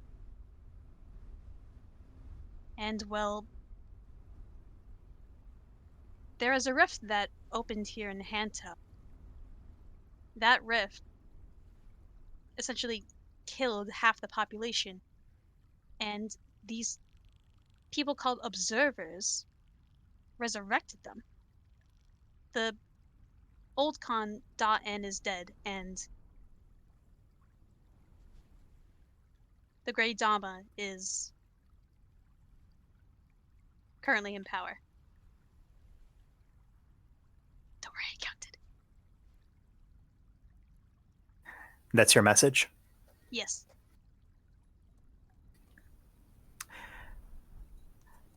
Again, you feel this glassy chime.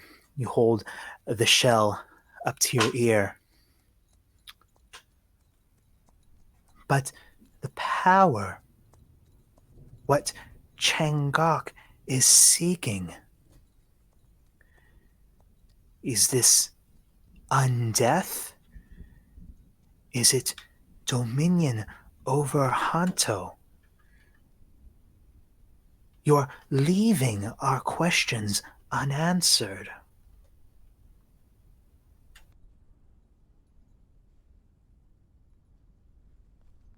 And before it closes out, almost coming as an afterthought,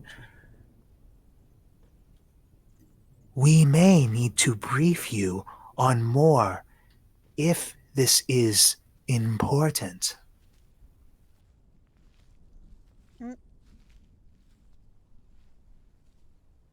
She's tempting her with info on Jakku. Okay. She... Whew. Deep breath.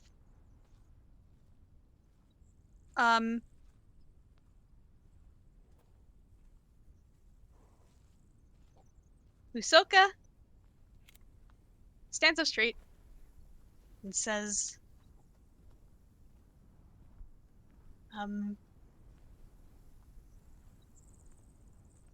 this information was given to me by Joni, and it's strictly confidential, but the power that Changok seeks is in the form of a crystal. And it's something that, well,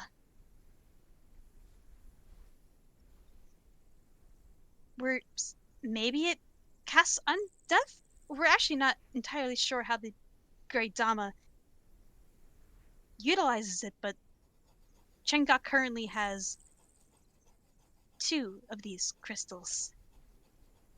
3 of these crystals. Arcana.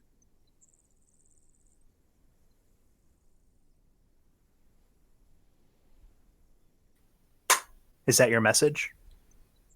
That's my message.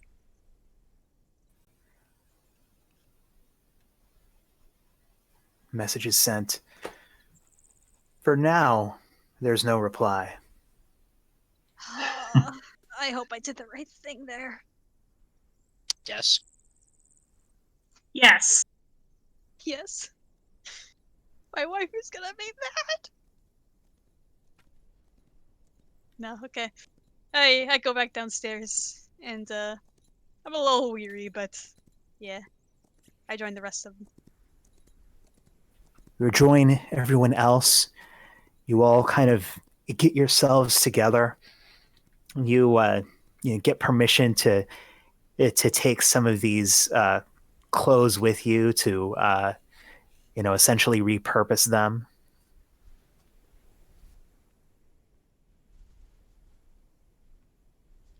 So what are you guys doing? I think first order of business, if you could try to figure out how to make these masks, that'd be awesome. I Let me think. try.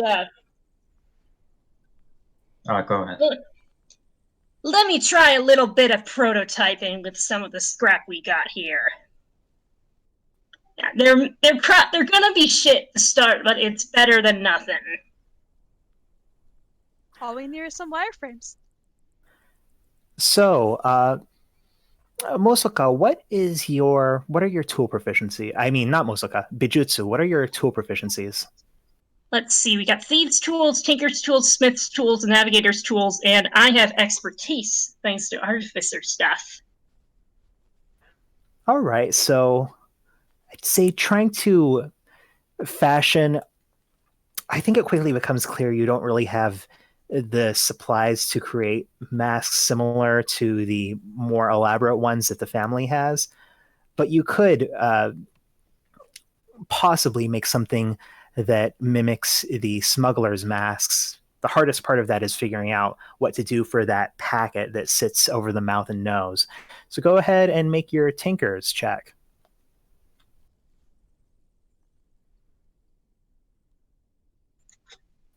That should not have been a disadvantage. All right, so that would be a 25. That would be a 25. So you take apart one of these masks, sort of spread out these small white and black rocks, and you put together that this is a type of charcoal, a type of treated charcoal, and it will probably take you a couple of hours, 2 or 3 hours, but you think that with your supplies and with the abundant charcoal that's just already on this island, and there's probably already plenty in this house, just for heating and stuff, that you could repurpose it into functional masks for all of your breathing members of the party. Well, shit, let's do that. All right.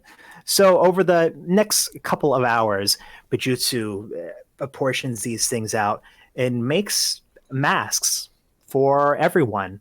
So from now on, when you need to make those con saves, you will make them with advantage. Oh. I'm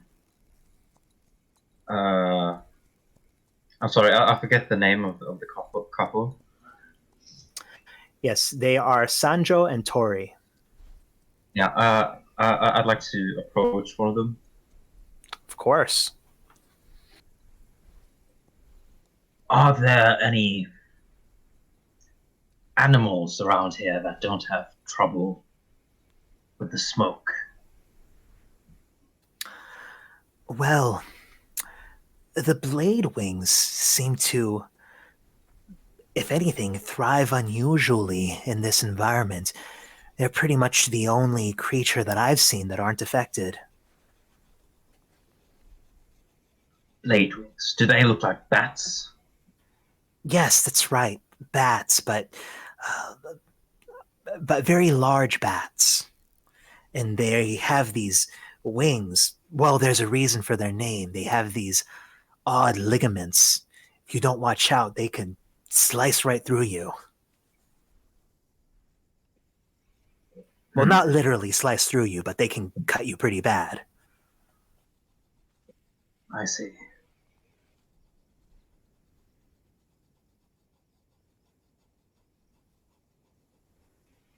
That was all. Oh, okay then.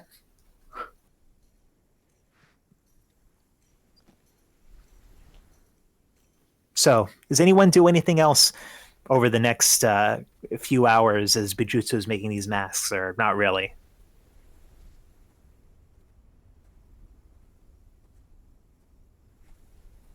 Well, I'm glad you asked.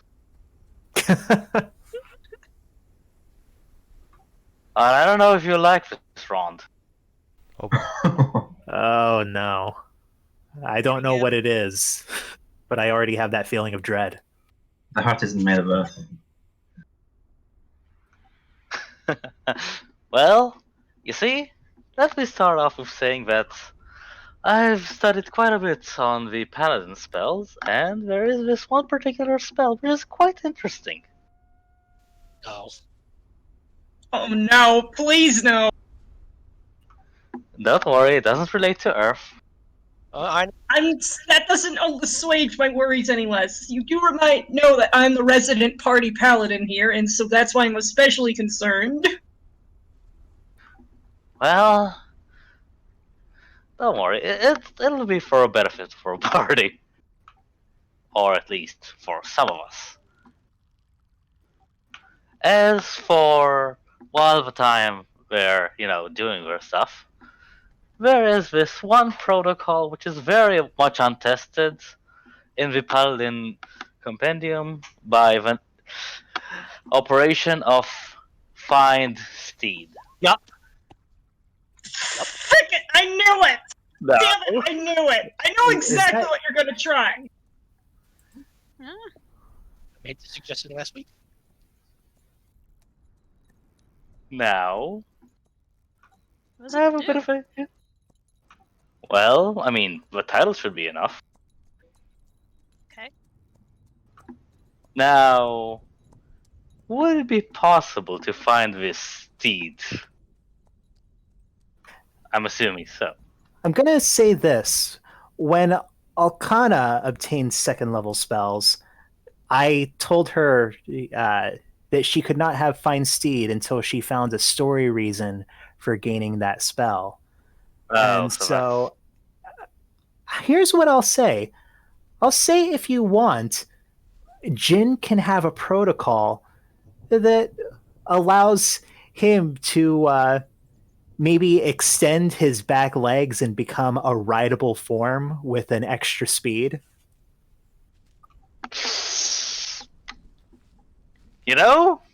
I was thinking, as long as it gets to be a motorbike, yes. Yes. Frick yes! You are the bike. Well, I guess I want to have one, but that'll be one, I guess. I'll say that, Jin, you do have an experimental protocol that allows you to extend part of your body to become something that can move at a speed of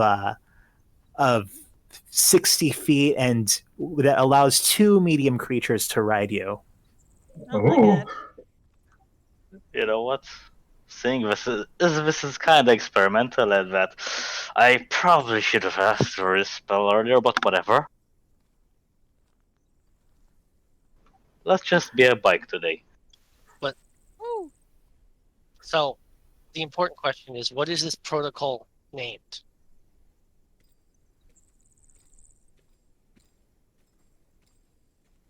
Find bike? No. It has to have a cool name. It has to have a cool name, and hopefully not as cursed as the last one.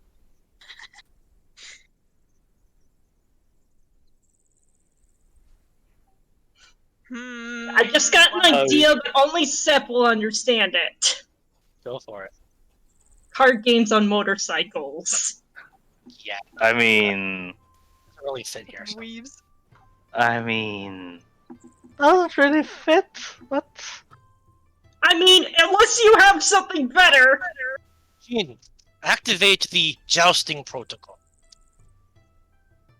Get it? Because you joust on horseback, except it's a motorbike. I mean, I could just go the rider servant protocol, but as you do. Can you still attack when you're a bike? I have a lance, That's so why just I attack. called it- Yeah, that's why I called it that. Because you have a lance, and that's the weapon you use for that. So while Bijutsu is busy working on these masks, and the rest of you are just sort of hanging out,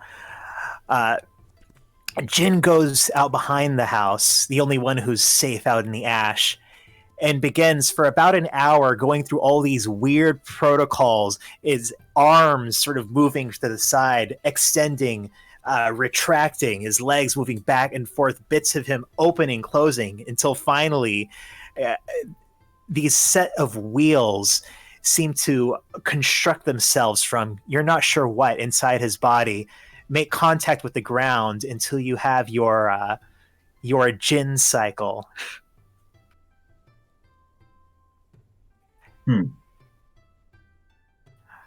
Oh, do you want to tell us exactly what the Jin cycle looks like? Well, I could tell you how it looks like, or this is a big or, mind you. I could show you it Oh boy. Uh-oh. because let's be real, my imagination is terrible. Show. So you might get a kick out of this one, actually.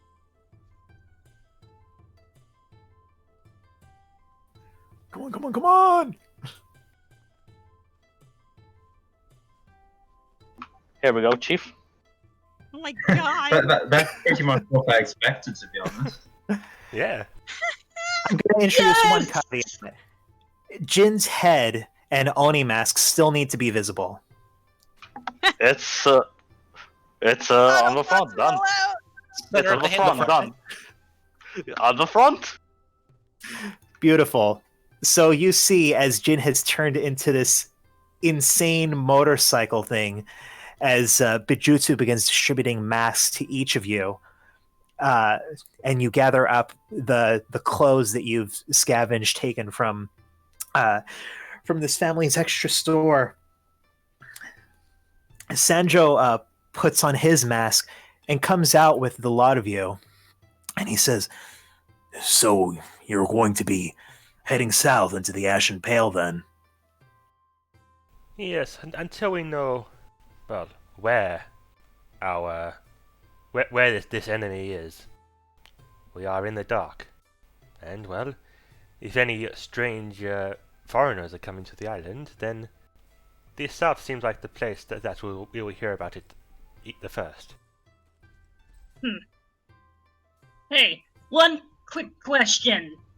Senpai Silvertongue, you know the stuff that Musaka mentioned about Liu II's location yesterday? Who do you think would be best to actually know that information? Just likely Joni. Well then, and she pulls out this kind of like this little whirring trinket. Want me to send that to her way right now? Yes, that would be nice. Yeah, so now we'll just... So yeah, she sort of like points up a couple things on her static interface. Hey, boss lady, Bijutsu here. Liu II is near Kamishima with Grief's Rise ship. They'll be there a week. Meeting with Amina. Send help if you can. so is this the sending spell, or is this something else? This is sending, yeah. This is sending. All right. So you send this message, and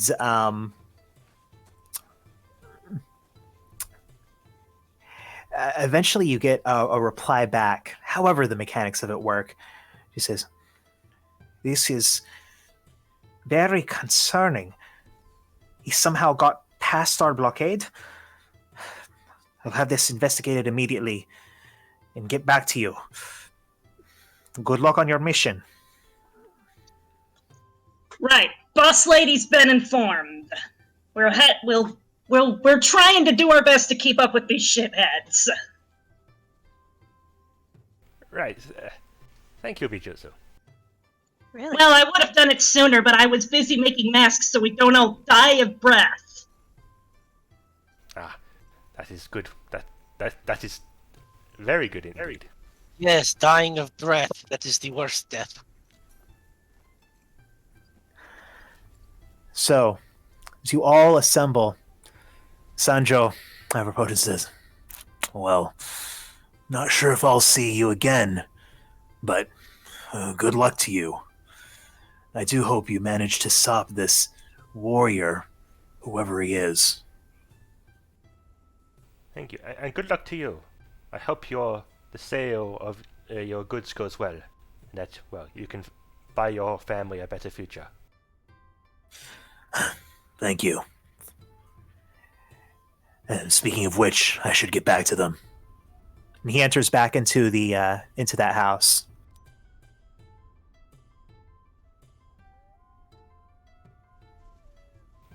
So is Jinroi a bike at this time? He is a bike. What should we do about that thing? Beep beep. Fukuro walks over to it, inspects it, realizes it looks like you can get on it. So Fukuro gets on it. It doesn't look like that. I mean, that's fucking awesome, but I don't think we can all fit on it. It looks like it can fit two people. Peyton, I- how about you get on? I think walking is the hardest for you. What? I mean, you know, the age and the air weakness of which nearly bones. killed you yesterday. Peyton sort of lightly kicks the bike. I'm not sure about. Vroom, vroom. They are somewhat correct, but still, that is rude of them to point it out. Vroom, vroom. Professor, listen.